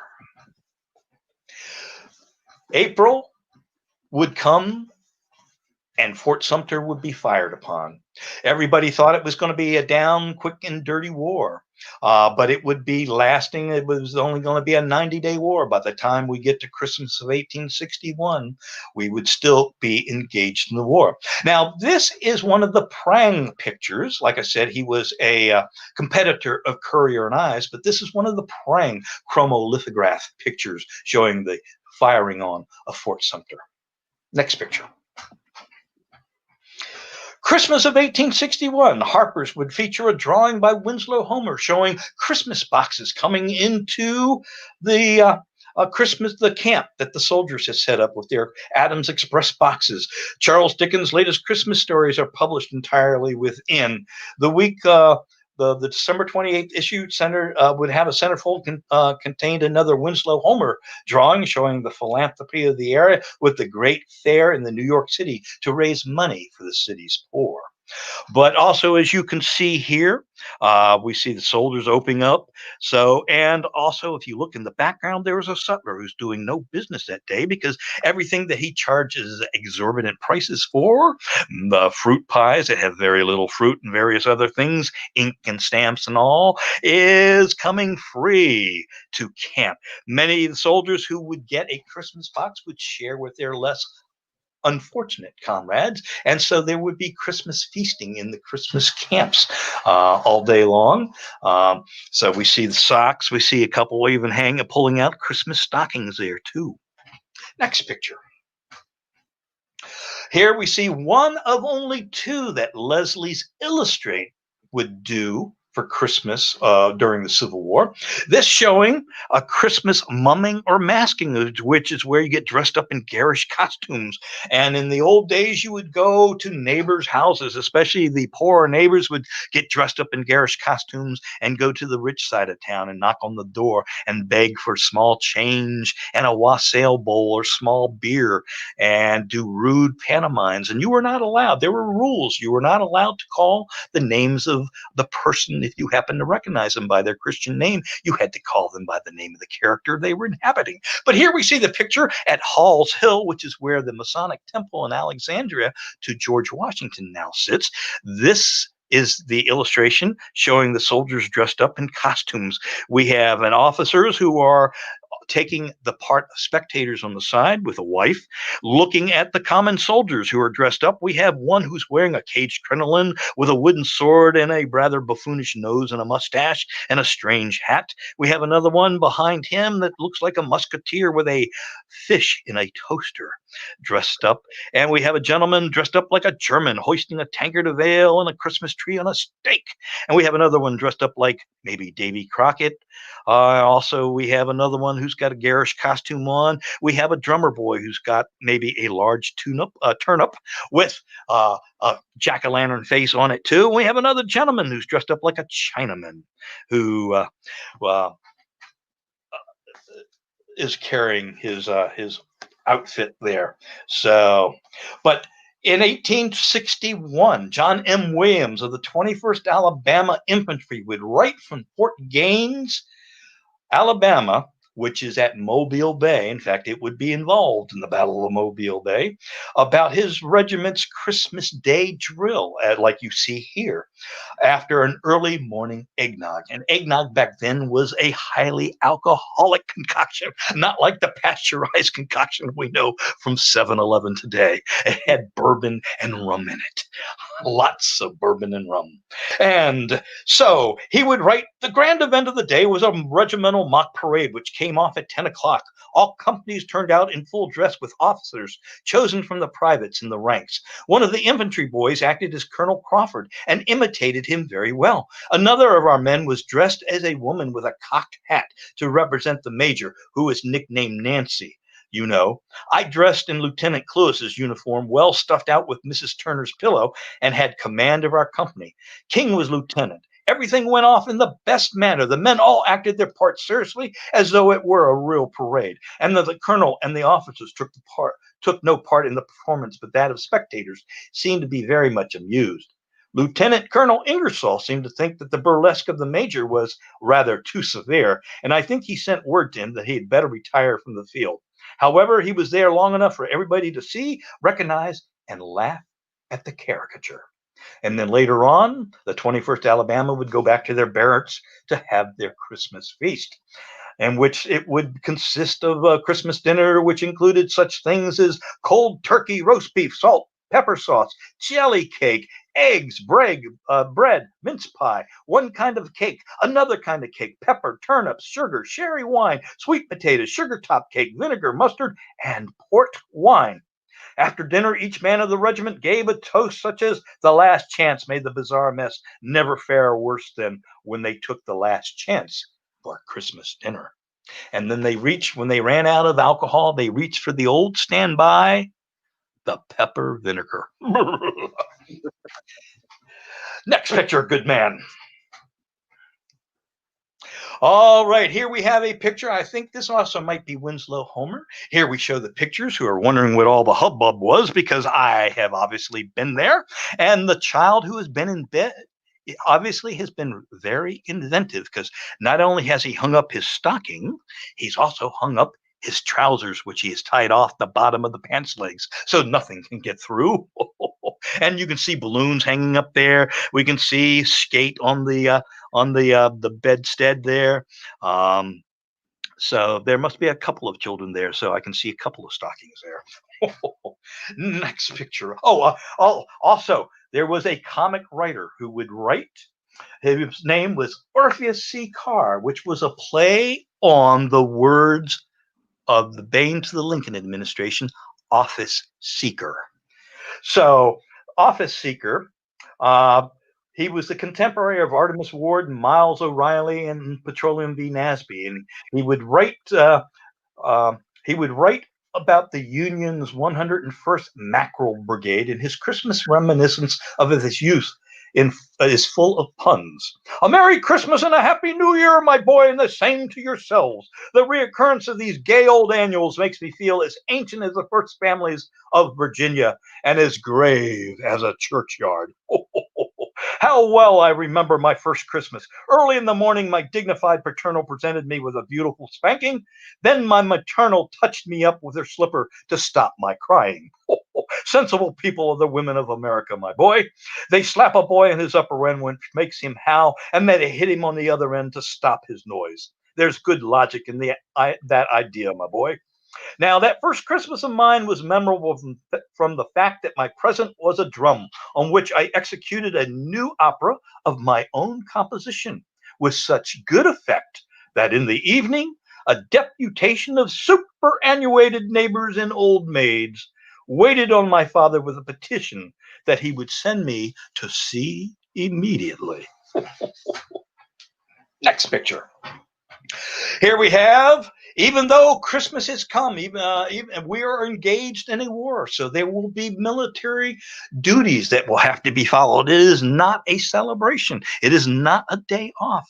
We are engaged in a war. But here we see a soldier who is out and maybe doing the long drill, the long roll, because also one of the big things with many Southerners, especially in Virginia, it was a Christmas tradition to go outside and welcome Christmas morning by firing your guns. And so this had some deadly, a couple of consequences during the Civil War, when the captain of his company thought they were being attacked when his men went out and started firing their weapons. And there were a couple of Yanks that made their way across the river to provide Christmas and were invited to stay for a dance, but also faced arrest. But the Confederate soldiers had promised them good contact back to their lines. But here we have Alfred Bellard of the 5th New Jersey recounted Christmas in his camp on the with a new popular Christmas icon on the lower Potomac. On Christmas Day, Company H of our regiment was well supplied with good things, as their friends had sent them out about 18 boxes containing plenty of poultry, various other good things, making mouths of the less fortunate companies water. As I received a box myself about this time, it did not affect me quite so bad as some of the rest. In order to make it look much like Christmas as possible, a small tree was stuck up in front of our tent, decked off with hardtack and pork in lieu of cakes and oranges, etc. This and our band of 15 pieces arrived about the time, and the boys were highly elated at the prospect of plenty of music. And it was noted that when the regiment marched out to parade with our band at the head of the line, the boys had more rubber in their heels than formerly. Next picture. And here we see a soldier who may be on the opposite side of that river, be it the Potomac, where in 1861 the Confederates crossed on Christmas morning and tried to break up the canal and attack Fort Frederick, but were driven off. So, but here we see the Confederate soldier also marching his lonely route on the drill side, on the far side, where they might, "Merry Christmas, Yank. The same to you, Johnny." So, next picture. Now, the Tennessee Brigade, which was made up of the 1st, the 7th, and the 14th Tennessee, the 19th Georgia, and another organization, the 5th Alabama Battalion, they would go marching into Strasburg. So here we see pictures of a bunch of soldiers who are marching, probably out on drill and things like that from camp. But the Tennessee Brigade marched into Strasburg on Christmas Eve and began intently scouring the town for all available eggs and whiskey for the making of Christmas cheer, a strongly fortified eggnog on empty stomachs. Now, you can imagine going into town and this happening. John Fight of the 7th Tennessee remembered the boys got hold of eggs and whiskey and had a big time. And the next morning they were so drunk they had a hard time getting started. I have no idea how many of them were drunk. There were a great many so drunk that they couldn't walk. We put the drunkest ones in the wagon and hauled them along. A fellow member, David Phillips, concurred in his diary with some understatement. "Christmas morning, a fine one. The boys began to take their Christmas last night. A good deal of drunkenness in camp. In the morning, the captain gave us a treat of eggnog. One half of the boys very tight by 9 o'clock. Never saw so many drunk men before. It might be said with propriety that the 7th was drunk on Christmas Eve." And then Robert Mockbee on the 14th Tennessee would add, go to the next picture, please. "Our first Christmas was spent in Strasburg with much hilarity, and which the day was always observed at home and was in evidence. More or less, old Stipple Jack had found its way into camp, and not a few buckets full of eggnog was dispensed by the different messes. And in many instances, turkey was indulged in at dinner through the foresight of foragers sent out on the line of march." And here we see, this is probably a Union soldier in a Union coat. Here he has been out foraging because we can see a number of feathered fowl hanging off of his saddle and saddlebags. So, as a last comment on the Tennessee's brigade visit to the hospitable Strasburg, Marcus Toney of the 1st Tennessee would wryly comment, "If there was any whiskey or eggnog left in town, I did not know of it. Many of the men of Colonel Maney's regiment hastily gulped their fortified eggnog as the regiment marched north out of town. The intoxicating effects soon prostrated many men on the roadsides. The foul closers were obligated to sling the helpless men into wagons for the duration of the march." And if Stonewall Jackson had seen any of this, there would probably have been a number of court-martials. Next picture. Well, the last Christmas for 1861 would be a mysterious scribe of Company C of the 4th Kentucky, and he would write, "December 25th, 1861, the birth of Christ our Redeemer finds our country struggling in the holy cause of liberty with the vile horde of robbers and assassins sent to burn and destroy by their master Abraham Lincoln, who occupies the chair in Washington." And so in 1862, Christmas comes along, and here we see a colorized version of the front page of Harper's Weekly. This would be the very first published Thomas Nast illustration of his tenure at Harper's. It was January 3rd, 1863. In fact, there was an article on the inside page, number 2, which was called "Santa Claus Among Our Soldiers," which said, "Children, you mustn't think that Santa visits us alone, for he also visits our soldiers in the field." So you can see the soldiers who have gotten their Christmas boxes, and you can see one has opened up his, and he's pulling out Christmas stocking. Now, in the very background, you can see where the smoke is by the flag. There are soldiers engaged in various games. In fact, this really will happen in Fredericksburg. There will be horse races, Indian wrestling. There will be horse races. There'll be foot races and all kinds of good things too. But we also see there are soldiers who are chasing a greased pig. The soldier who can catch that slippery swine will get $4 prize money, which was a lot of money for a soldier that only earned $13 a month, $11 for the Confederates. Also, we see soldiers who are also playing football, although I dare say it's not the NFL version we know of today, you fathers. And we also see soldiers who are climbing a greased pole for the money purse that's been nailed to the top. And the soldiers have erected an evergreen arch to me that says, "Welcome, Santa." And there is a product placement in the picture, because on the back of the sleigh, right behind me, you can see there are Harper's Weeklies. So both you lads and lassies can get a peek at the annual Christmas number. In fact, Nast will also do the centerfold too. Next picture, please, sir. All right, so we have this is called Christmas Eve. From a distance, if you look, it looks like a pair of binocular lenses. In fact, up top is George Washington's tomb, as the where you can fine tune it in to sharpen it up. Down below the pivot point, we see the graves of soldiers who have given the ultimate sacrifice and will never be there again, never be here for Christmas again. We also see the evergreen wreathing and roping that goes around the two lenses. In one lens, we see the wife who's praying before a cold, frosty window with the spires of the churches and other town buildings in the background, while the children are abed. And in the background, I have been there because there's a drum hanging on the mantle and the stockings have been well filled. While we see in the other picture could be a gentleman in the Army of the Potomac looking at a photograph of his wife and kids, wishing he was at home in a cold picket camp. Or it could be from a Confederate camp too, depending on your feelings about the war. Up on the top there, you see in the left-hand corner, you see a picture of me in a metropolitan setting getting ready to jump down a chimney. On the other side of Christmas Eve, you see me driving through camp, throwing out the Christmas boxes. And as the article says on page 1, back to where I'm sitting on the back of the sleigh handing out the boxes, as the article says, you see what they contain. Down below, we have a Christmas battle going on. We also have a Christmas storm at sea. In fact, on the at the end of December, I think it was December 30th, 1862, we would have the Monitor would sink off the coast of North Carolina.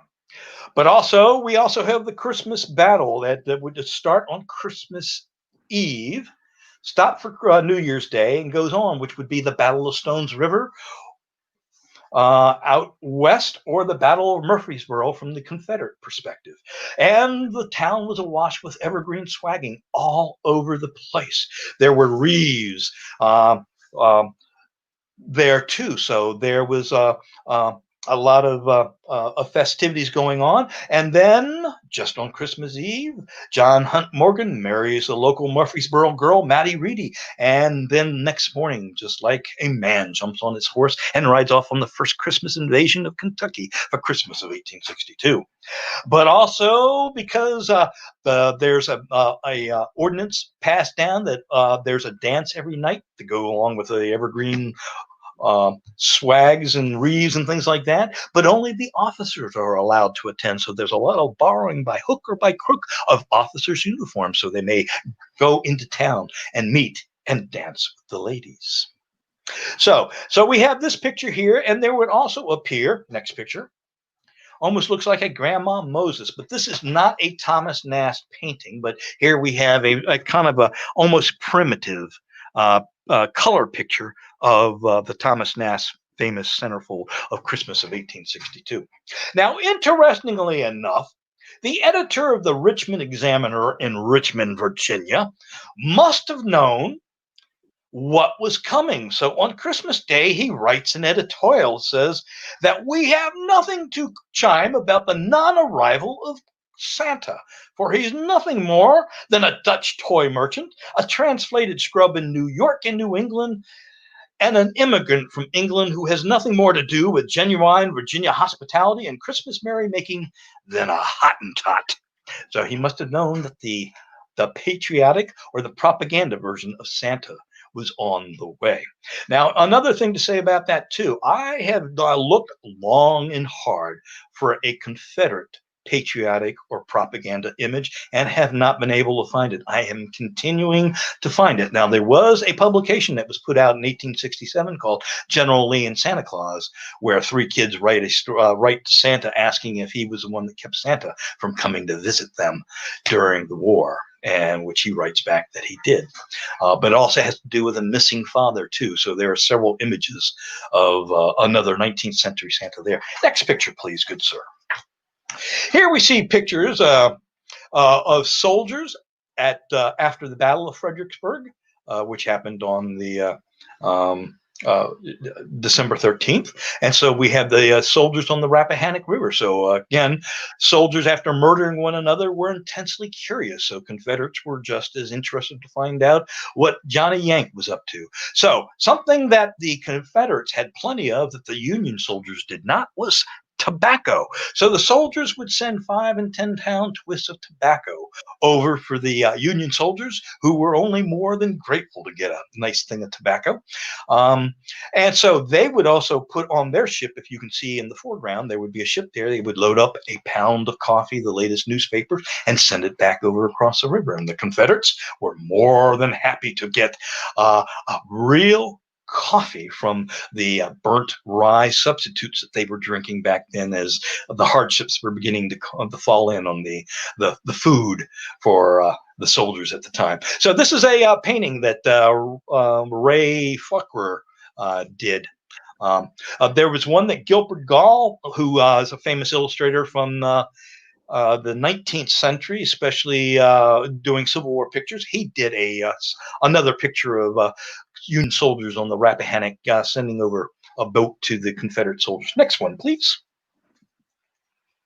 Here we have a painting by Henderson showing, because of the Battle of Fredericksburg, there was families became refugees because Fredericksburg would be shot up very badly. In fact, most of the houses were not livable for a while. So many of the families had to live outdoors, or they had to go and travel to families who lived in Richmond or farther, like in Lynchburg and places like that. But here we see a Confederate soldier on at Christmas time getting ready to say goodbye to his loved one before he has to rejoin the army.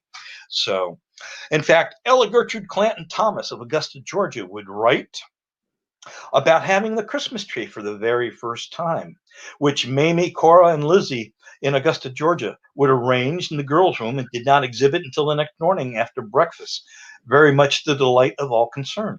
Turner was very much afraid Santa would not bring him anything, as he has been a shrewd suspicion who Santa is. Mom gave us an elegant dinner, and for the first time in 6 years, we were all assembled around the table together. How little I imagined that the Christmas would find me at Belmont, my husband at home, and my children all well.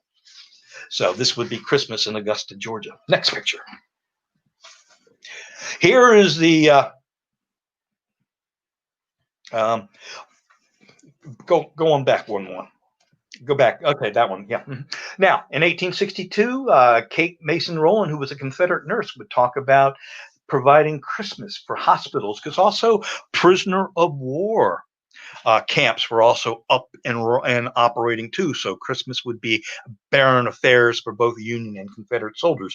But this nurse would write, "We spent Christmas Eve with Mother at the hospital, and the next morning, Christmas Day, helped to make good things for the soldiers, stewed oysters and made eggnog, and then superintended the preparations for Christmas dinner for the convalescents. It was delightful to see their enjoyment.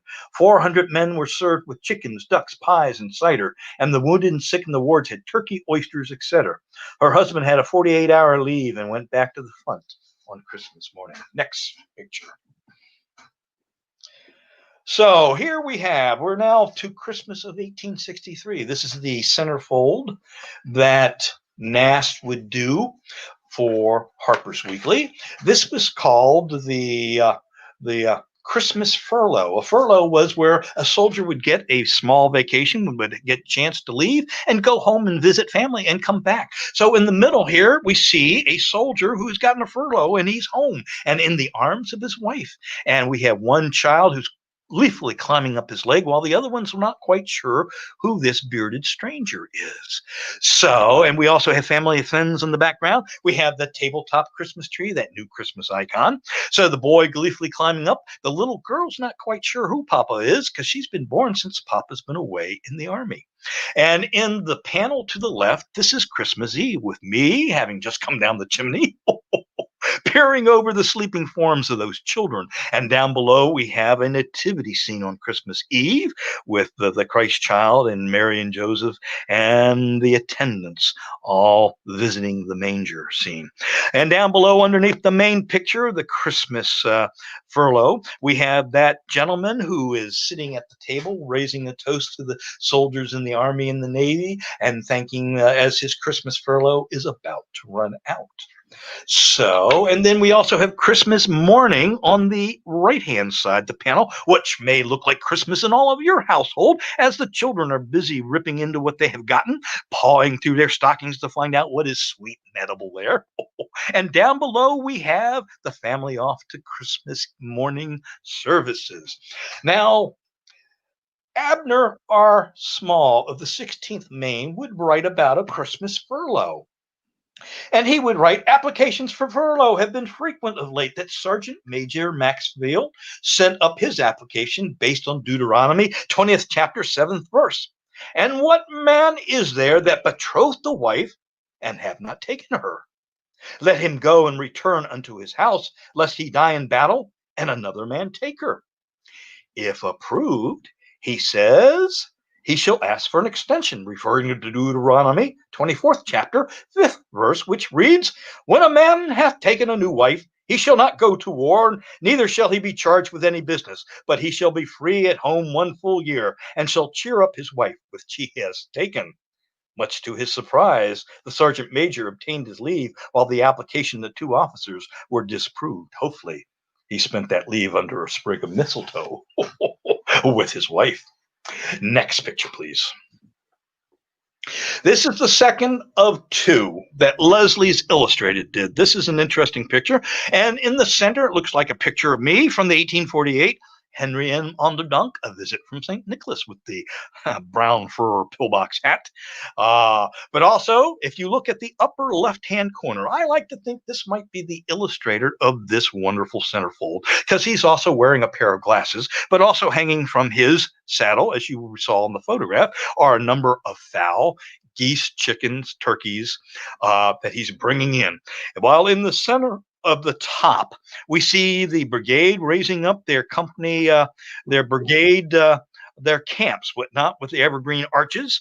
And in the right-hand side, we see a couple of soldiers who are cooking their Christmas dinner. While down below, you boys engaged in the military art of snowballing that passing sled from behind that snow fort there in the corner. And you see the soldiers with their swords, whatnot, saying fire with a fusillade of cannonball or of snowballs. And then in the next picture to the right, we see the soldier of the family engaged in social intercourse with the children showing what they have gotten, and the family renewing old ties to find out who's had children, who's gotten married, which family members have died. And so again, we have that new icon in the background, the Christmas tree. And again, take note of the border of the picture, very Victorian picture here. So, well, 1863, next picture. Ella Gertrude Clanton Thomas of Augusta, Georgia, which will talk about the changes a year wrought in Augusta, Georgia. Many Southern mothers would tell their children not to expect Santa Claus by 1863 because he wouldn't be able to get through the blockade, which was basically the secret for saying everything in the stores was too expensive with the inflationary prices to be able to afford. So also many Southern mothers also were trying their very first Christmas trees during the Civil War too, where something that had already gained a toehold up north. But Going on here, she would tell her children, because Santa would not be able to breach the ever constricting blockade now strangling the Confederacy.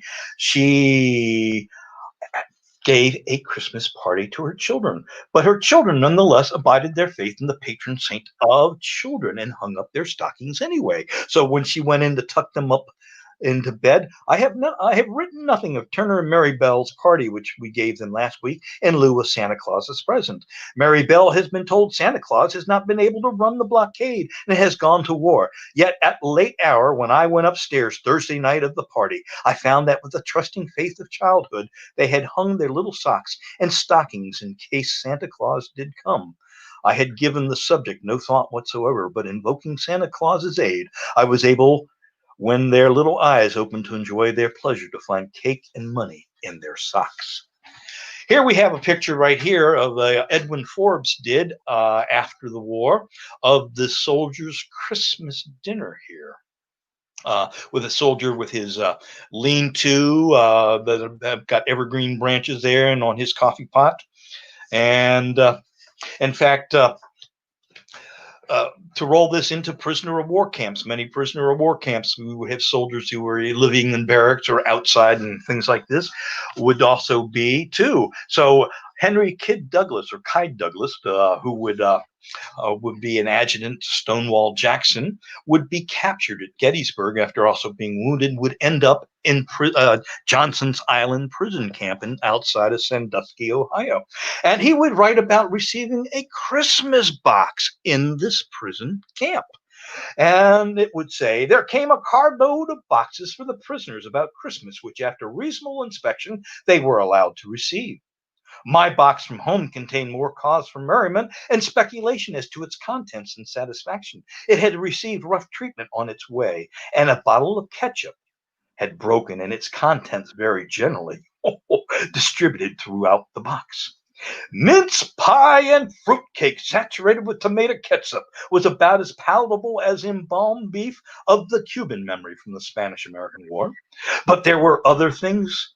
Then, too, a friend had sent me in a package, a bottle of old brandy. So on Christmas morning, I called a number of comrades to my bunk to taste the precious fluid of disappointment. The bottle had been opened outside, the brandy taken and replaced with water, and adroitly recorded and sent in. I hope the Yankee who played that practical joke lived to repent it and was shot before the war was ended. A nice Christmas. Now, 1863, the mysterious Confederate scribe of Company C of the 4th Kentucky would write, yes, old Brick, and another Christmas has come and gone, and we are still combating the Vandal hordes, are likely to be doing the same this time next year. What a pity. Next picture. Now, again, here we also have the aid societies. Here we have a picture of a barracks that's been set up in place like maybe Philadelphia or something like that, in which we see a table that has been set up. There are turkeys on the table. There are plates, and there are glasses of wine and bottles of wine and all that. And we also can see there are wreaths in the windows too. And we also see the women in the background wearing their winter finery in this wonderful picture from taken around about Christmas time. Next picture. Well, this is the picture from 1864. This is not a Thomas Nast. I'm not sure who the illustrator is, but this has been from a family who's been really prodigious and producing offspring, because we can see mom and dad peeking in to see what all the hullabaloo going on in the room, because we see the children who have gotten their Christmas presents. We see a teenager in the back there, right before the window, who has gotten her first romance novel, so she's busily engaged in reading all about love. While we have a child who's riding a hobby horse there, while we have another one who's gotten her first ABC picture book, so she's learning her ABCs. We got a child who's playing with a China bisque doll, while another one, which were popular gifts for you boys, kepis and wooden swords and backpacks and drums and wooden muskets. And we see a child going through her stocking to find out what is sweet and edible there. And we have the child up on the bed playing Christmas Reveille. So, and we also have that Victorian touch. We see the frosty sparrow on that snowy window ledge, peering in on the warmth of Christmas morning. But Nast would do the centerfold for the paper. Next picture, please, sir. And here we have the picture of the Union Christmas dinner. And so in the center picture here, we have the Hall of States with Abraham Lincoln holding his arm to welcome in at the door a number of Confederate officials. Here we have President Jefferson Davis is being welcomed in, General Lee, and a number of others. And if you look at the initials on the back of the table, back of the chairs, especially if you see the empty ones, they are the initials for the southern states. But also we see the war aims are up on the war, North and South reunited. So also it's the four corners, which also give, I like to call this here we have the biblical passage in the upper right-hand corner, the return of the prodigal son, or I like to call this the return of the prodigal states. Down below is lay down your arms and you'll be welcome in the right-hand corner. Lower corner. In the left-hand corner, we have unconditional surrender. And in the upper left-hand corner, we have victory holding out the olive branch of submission. We see down below, we see them raising a toast to our sailors and soldiers who are in the war effort, along with bottles of wine and turkeys and things like that in the background. So this was a very political picture, but I am in the picture, because if you can see me in the shadow behind the words Christmas before the new rising moon, I am in shadow, riding in my sleigh with my team of reindeer. They're also in the background, far in the background. You can see the pictures on the left-hand side. You can see a town. And on the right-hand side, you can see soldiers in camp. So next picture, please, my good man. Here we see a picture from Leslie's Illustrated showing Santa Sherman, because it was Christmas Eve of '64 when Sherman had sent a telegram that arrives in the White House begging to present the city of Savannah, Georgia, to the president and to the United States as a Christmas present. So here we have Santa Sherman getting ready to put the city of Savannah in Abraham Lincoln's Christmas stocking. And his Santa hat is a snake, an anaconda, as a matter of fact, which is a allusion to the Anaconda Plan, which was the embarkation of the ports of the South that was slowly strangling their social and economic welfare in the war. So, and we see Uncle Sam, we see Abraham Lincoln sleeping in the back in bed. Next one. Here is the picture that from City Point. Cornelia Hancock was a Quaker girl who, in 1863, after the Battle of Gettysburg, would join to nurse first in Washington, D.C., in a black hospital for contraband, and then she would show up at City Point, the great material collection point where General Grant also had his headquarters too, at the confluence of the James and the Appomattox River. And she would write, Christmas is over. We had it perfection here. A splendid dinner for 1,400 men. Just think of it, cooking a sumptuous dinner of turkeys, pies, etc. for that number. Is it not appalling? Miss Hart had charge of the dinner, and of course it was a success. She is so smart. I had moved into my new kitchen and gave her full sway there. It was handy to where the dinner was set in the government kitchen, where 400 can be seated at once. The hall was decorated tastefully with evergreens and was really pretty as a picture.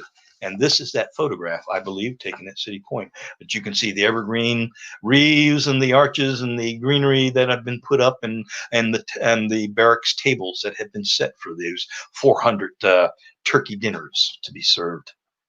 Next picture, my good man. Here we have a picture. This is by the artist Eastman Johnson, showing the Blodgett family at Christmas time. Now, the Blodgett is a well-to-do family. In fact, it is a name family that's still in many of the financial houses on Wall Street.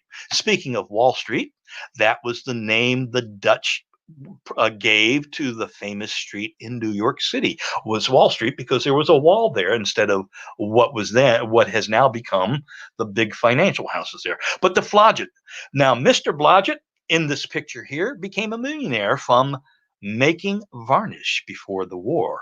So here we see a picture, family gathered at Christmas time. We see a Christmas tree with a number of ornaments hanging on it. We also have the young boy who is on the table there, and we see a pickaninny doll, which was a black painted doll that his arms and legs swiveled, and as you joust the plank, it looked like it was dancing. And we see the little girl has got a little poodle pull toy there too, and we see the older girl has got a book, but we also see the wreath that's hanging above the door and a number of others too. So, but there would be Blodgett family members who would become millionaires later on after this picture in the 1880s and 1890s too. Next picture, please. Here we see some Christmas advertisements from Harper's Weekly showing the popular goods and also showing Christmas fashions, the holiday present, the Army watch, the Army pipe, and various other things. Also clothing here, popular prices at the holiday season. And also here we have another Christmas advertisement in the pages of Harper's Weekly. Next picture, please.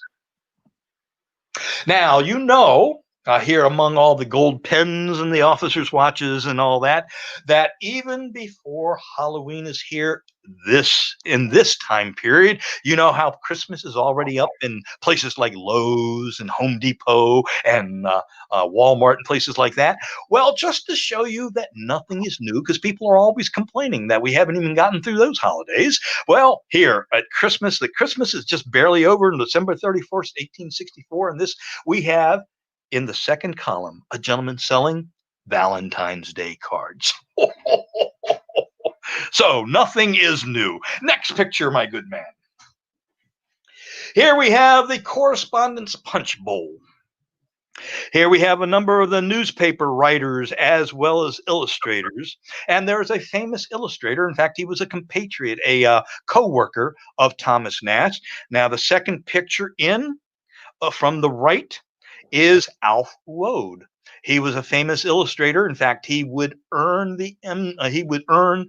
would earn his enmity because he would send his rough pictures in, and Nast would finish them up and put his name on the pictures.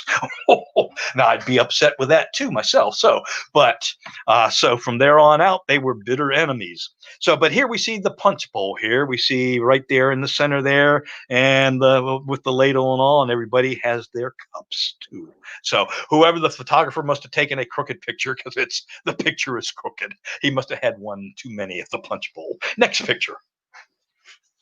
The Thomas Nelson Page. He would be a writer after the war. He was a veteran of the war, but many of the novels that he wrote would be to the Confederate myth of the soldiers, the Confederate lost cause.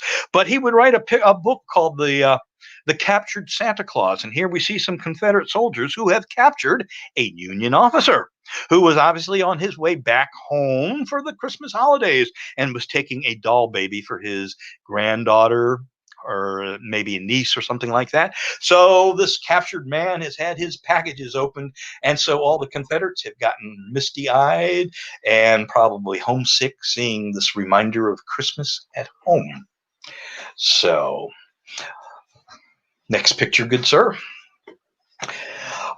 Union Fife Major William Humphrey of the 101st Illinois would arrive in Savannah, Georgia at Christmas time. And many of the company messes about the city cooked and ate their Christmas dinners between rainstorms, some eating a bounty of fresh oysters from the nearby sea, and others ate fare that was at best bland. Humphrey was one of them, and he would write the folks at home admonishing about what had become the staple of his regiment's diet.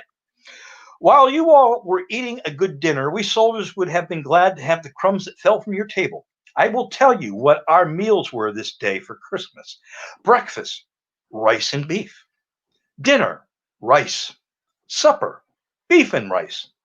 Rice is our favorite dish now. And in the words of Monty Python, spam, eggs, spam.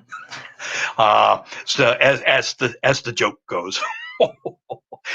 All righty. Now in Petersburg. Oh, one of my favorites about this Union soldiers around Savannah, Georgia, too, in the heartbreak of the outbreak of the war, or not the outbreak of the war, but as the war is starting to wind down, the Michigan soldiers in Savannah, Georgia, would see the devastated nature of many of the civilians that lived, and they're having to really to go after foodstuffs and things like that because it was going to be bitter pickings for Christmas. So they would load up wagons with perishable foodstuffs and tie branches to the heads of their mules to make them look like reindeer. And these 90 Santa Clauses went about the devastated Savannah countryside, providing Christmas for many of those Savannah families. So these jolly Santa Clauses delivered their Christmas mule reindeer gifts. Next picture, good sir. Let's see. Let's go back to the one picture one last time. The last thing from 1860, that one right there, was the Petersburg with Christmas in Petersburg from General John B. Gordon, and he would write, "At Christmas, at my headquarters on Christmas Day, there was unusual merrymaking. Mrs. Gordon, on leaving 4 years before, had placed in her little army trunk a small package of excellent coffee, and had used it only on very special occasions to celebrate, as she said, our victories in the first years and sustain us in defeat in the last. When I asked her on the morning of December 25th, 1864, what we could do for Christmas celebration, she replied, 'I can give you some of that coffee which I brought from home.' She could scarcely have made an announcement more grateful to a hungry Confederate. Coffee! Genuine coffee! The aroma of it filled my official family with Epicurean enthusiasm before a cup was passed from the boiling pot. If every man of us was not intoxicated by the indulgence after long enforced abstinence, the hilarity of the party was misleading." And then last, the unknown scribe of the Orphan Brigade would not make an appearance in the company books of the Fourth Kentucky, because he would probably become either a victim of one of the many battles out west and become a casualty. Next picture, good sir. And 1865 would come along. The war is now over. We now have a new president. So, and here we have the first picture, a non-military picture of the Prince of Peace, the Christ child with heavenly choirs of angels, and Mary holding the Christ child too. But Nast would also do the centerfold that would appear in the center of this paper. The next page, please, good sir. It would be Merry Christmas to all, with a picture of me in the center. And up on top, we have US. And on the U side, we have the little girl who's gotten a doll for Christmas. In the background, you can see the stockings have been hung. And on the S side, you can see the boy who's gotten a trumpet and a uniform for Christmas. So again, playing Christmas reveille. And again, on the right-hand side of that top strip, there you can see the graveyard and the church spires for the family off to church. And on the right-hand side, or left-hand side, where the little girl is, you can see families outside singing Christmas carols. And in the center section there, on the far left-hand side, we see the great uncle who's doing the mistletoe schottische with his niece. And over on the right-hand side, we have the great uncle who's telling Christmas ghost stories about the hearth, maybe one of Charles Dickens' Christmas ghost stories.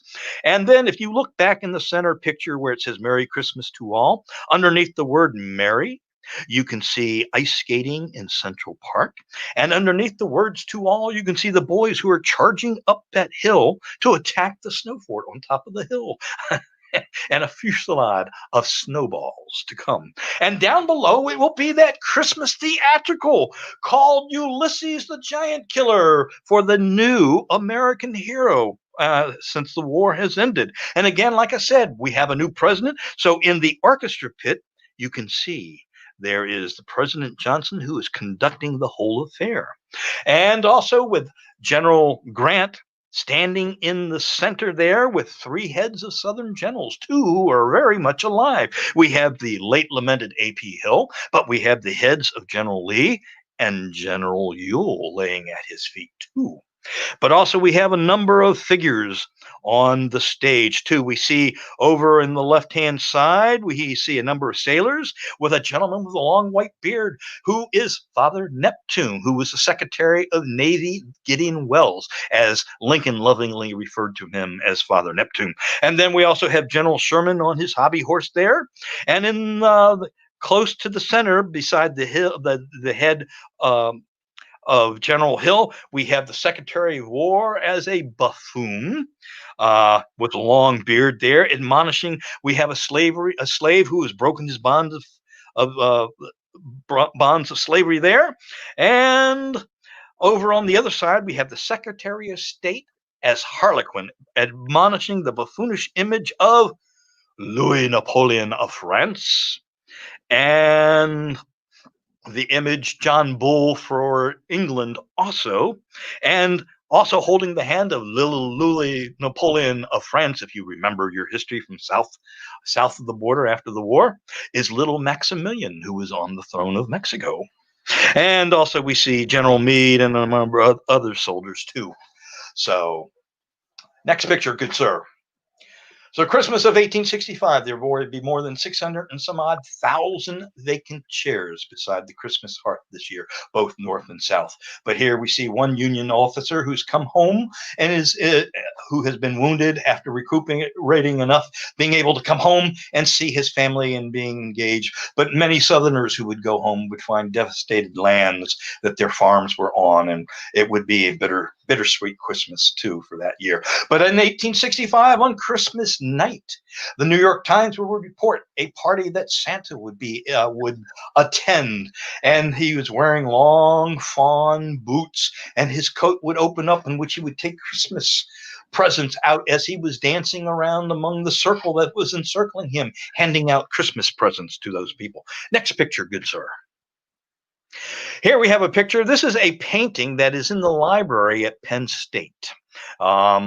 This is a wonderful painting. This is from 1865, I believe.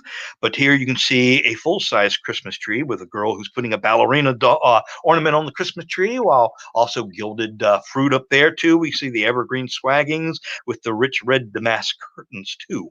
So, but this is wonderful from 1865. Next picture, please. And this is another one from 1865. This is William Beard, who is the artist who painted this wonderful picture of me in my non-traditional swan sleigh, because you can see the neck of the swan there. And also I'm wearing a green coat, but if you follow the fairy dust as it gets ready to go down the chimney, it turns into a doll before it goes down the flue. And then you can see all my many reindeer there. And down on the right-hand side, you can also see the landscape of the city that I am traveling over. So many chimneys, so little time to do my work in. Next picture. And this is a picture that Nast would do in 1866. And on the back side of this, just to tell you about the annual reprinting, was a visit from St. Nicholas. A visit from St. Nicholas was on the backside of this centerfold. But here we have a painting that Nast would do, showing me for the first time at a special place called Santa Clausville, NP, for the North Pole. And my address will be up here in the circle. But in the center, you see, I have arrived to put all kinds of good things underneath the tree and hang this in through the stockings. But in the left-hand corner, you can see me with a very special telescope looking out for good boys and girls, while over on the other side, you see the account book for boys and girls, and that is where the names of good and bad boys and girls. You can imagine how many volumes are here at the North Pole. Okay, now in the center section, you see a picture of me in the workshop carving those wooden toys. And over on the other side, me in a chair on the right-hand side, resting up before the fireplace before my journey is to begin. In the lower right-hand corner, you see me sewing all the dolls' clothes. This is before all the elves came to help me. I did all the work myself before there was an explosion of children in the world. And this is also before I was married to Mrs. Claus. So, all right, now in the right underneath the Santa in the workshop, you see a number of dolls. on either ball, on either side there. Which doll will you have? The doll's kitchen. Also on the left hand lower corner, you see me with ornaments from a special Christmas tree at the North Pole. And you also see more doll furniture, a doll's parlor, a doll's kitchen. And also you see in the bottom, at the very bottom of the center of the picture, you see me on my way on holiday, on Christmas Eve night. And on the upper, you see all the socks or stockings that are hanging, and it says, "Here he comes." And in the center, I have arrived.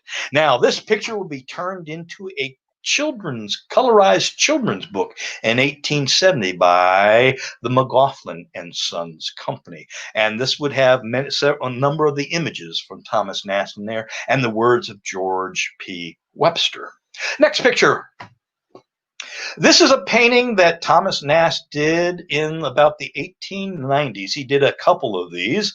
Here showing me a very politically incorrect picture of me hoisting a tankard of ale and smoking a flowing bowl of Virginia burley tobacco. As this is called a jolly good fellow. So and you see some holly and also some mistletoe in my hat there too. And so Nast would paint these. I found this on a Christmas card, and this is how I came into contact with this picture. Next picture.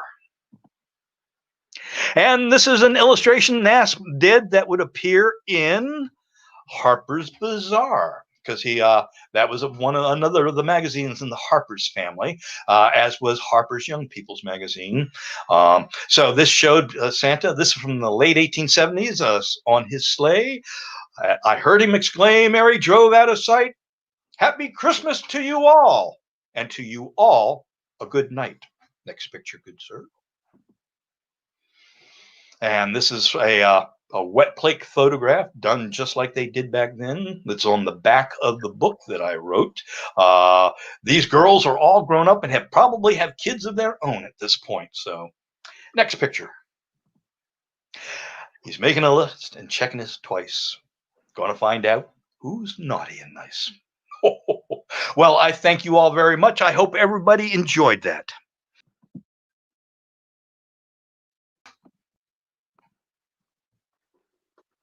Yeah, thank you so much, Santa. I really appreciate that. That's I've probably the most extensive presentation I've ever seen on Christmas history. You're quite the expert on all things related to Santa and Christmas history. I really appreciate that. Well, I had to learn all that stuff when I started doing Santa, because people would ask me, like, where our Christmas trees and various other traditions came from, and I did not know. And out of self-preservation, I started buying books that had to do about Christmas. Now I have 8 bookshelves full of all facets of Christmas and Christmas ornaments and things like that. Yeah, that's one thing I was going to ask. You mentioned that you have a collection of these, these images and these articles and these magazines and objects and artifacts. How do you how did you complete your research? Did you visit like libraries, museums? You find them in little nooks and crannies all over the place, or? I did a lot of researching at like the Library of Congress. I also went to the Carlisle Barracks, where the United States military army place is up in Carlisle. I went to various museums and I called through their collections and especially at the United States military at Carlisle, whatnot. They have a large collection, very large collection of letters and diaries from soldiers and civilians in various collections, like the Lewis Lee collection, the Civil War Illustrated collection, and various things like that. So there's, when I first started, I wasn't finding a lot of pictures, but then I started kicking up more and more stuff as I started looking and started knowing what I was looking for. So, because when I first started, I had a little pewter statue of the Duncan Royale to use as my image to do my Civil War Santa impression that I was going to do for the battlefield of Antietam the first year they did their illuminations. But it was so blooming cold that they called it off for a night until the wind died down. So, and I haven't been back to Antietam since, except once in a great while to take in the illuminations, because this got really popular right after doing a few of these. So Yeah, sure. Another question I had is, yes. what motivated you to start doing this and continue to do it for so many years? Well, Christmas was when I was a kid. Christmas, of course, was my favorite holiday, and I remember, just like many other kids, and I can play into that when I'm doing when I'm being Santa, whatnot, and I'm talking about them, especially the younger ones. You can know that they are just barely hanging in there. It could be December 15th, and they're just climbing the walls, waiting for Christmas to be there, and they're going to be trying to stay up all night on Christmas Eve, trying to catch Santa. but so that's how I got into it, and then I was one of the founding members of a Civil War living history organization, an aid organization called the Frederick Ladies Relief Society, and then we had gotten tasked with the illuminations for Antietam Battlefield to do a series of vignettes outside showing Christmas activities outside the Moomaw farm. So I started looking for images of Santa Claus. I figure I had my own beard, which was red at the time. So to do the Civil War Santa Claus. So I, like I said, had that little model. Eventually, I came up with the illustration and ended up buying my own copy of that Thomas Nast cover of the Patriotic Civil War Santa Claus. And so when I was researching the book, I was able to go to a picture bank that had all these wonderful pictures, everything I called for. He would come out a little bit later on with a picture of this, and I gotta have it. So, unfortunately, I've not been able to buy a whole lot here, but so my collection has not grown a whole lot in the last number of years. But I got a collection of Christmas cards, postcards, and things like that. And I got the illustrations. I do have some letters too, and things like that. And I've got a couple of old books that have been published about Christmas. So that's been wonderful. And every time I get a book with that's maybe a collection of letters from a soldier or a civilian and all that, first thing I turn to is see if I can find a Christmas one. That's it's as a historian, it's Yeah. really interesting to see, like I enjoyed, you see some of these images like towards the end, you see social and political life, with the Civil War impacting, these holiday images and these Christmas images, Mhm. because it's so pervasive. The Civil War is everywhere at that time, and Well, it's really interesting to see the outside world impacting, the yeah, holiday. yeah. What's interesting too is actually, and this is where I'm coming from too, the Civil War is actually the catalyst for many of the customs and traditions that we know today, because they were just getting a toehold before the war began in this country, and the Civil War helps promote that. Because if you go back to the Mexican War, you will not find many letters from soldiers, with Christmas experiences in it. It just was not something that, but the war was much bigger with the Civil War, because it was basically brother against brother or family against family, and it made it a much bigger conflict. And so you have all these things that were just getting popular, and getting with the names of the reindeer, especially Dunder and Blixen. There's a Civil War general who actually says about the reindeer Dunder and Blixen. So that was something that was ingrained already by that time. So, and like I said, by the time we get to the Civil War, it's the annual holiday tradition for reading of A Visit from St. Nicholas. When I was a kid, that's what my parents read us before I went to bed. I find many children are not being read that anymore, because I'll ask them, so what does your parents read you for Christmas? Probably is not A Visit from St. Nicholas. It might be from the Grinch, How the Grinch Stole Christmas, or something like that. Sure. so but I'm able to use the woodcuts too from A Visit from St. Nicholas, and I also do the Children's Friend too, to show them the difference of how I look through the years too. So Yeah, it's really, I mean, it's really amazing to see the yeah. transformation of it all, like you showed through all those illustrations and images. Uh, you know, uh, we might have time for a few more questions. if anybody else out there watching has some questions. Thanks to all of you for tuning in tonight. I really appreciate it. We've had a number of people tune in over the course of the program. I really appreciate it from all over the place. Hope I didn't put anybody to sleep there. No, I thought it was great, man. I really appreciated it. What are so you said, this you did a lot of this research to prepare yourself for all sorts of questions that kids ask you. What are some of the more interesting questions kids have asked you, or quirky questions that you've been asked? Oh, well, the ones that hurt are the ones that the children of like fathers that have lost jobs, or the parents are fighting and probably heading for divorce and things like that, where you get a child will not ask for something for themselves, but something to make their parents loathe themselves, or can you find my father a job? Those are the ones that really strike you deep in the heart. But actually, it was interesting. I one year I had a mother came in. She was a very harried mother. She came in without her child. I was at Monocacy Battlefield, as a matter of fact. And she came in. She said, "Santa, I just want to let you know I have a little hellion for a child. He last week in the shopping mall, he ripped Santa's beard off and threw it on the floor." And I said, "Well, if he rips mine off, I'm going to cry." And she said, "Why is that?" I said, "Because it's going to hurt terribly." So, sure enough, he came in, jumped up on my lap, and first thing he did was reach for the beard. And as soon as his hands hit the hairs of the beard, his eyes got real big, and he turned to his mom and said, "It's the real one." Now, I've had dueling sisters. One had to have a grand piano, so then the other one had to have a grand piano. So I told him, I said, gonna be awful crowded in the sleigh this year.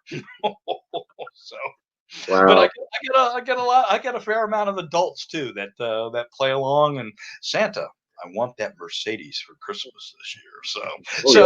Yeah, not only the kids but the adults get into it too. So that's great. I think just to end here, do you have any final words of wisdom for us? Well, the only thing that I can say is, everybody, please stay safe this Christmas. Mask up, wash your hands often, and socially distance. Stay 6 feet apart. Whatnot. I promise I will when I come to your house on Christmas Eve. Just don't forget to leave some cookies and some milk and some carrots for the reindeer, because they like their treats too. And I'll leave you with one last story of a gentleman who wanted to become me. There was a gentleman in Chester, Pennsylvania in the 1890s that made his own Santa costume, and he decided he was going to come down the chimney and provide Christmas for his children that year. So after everybody went to bed that night, he went outside, climbed up onto the roof, and started to descend the chimney in his homemade Santa outfit, only to get stuck. And I have never been stuck in a chimney, my friends.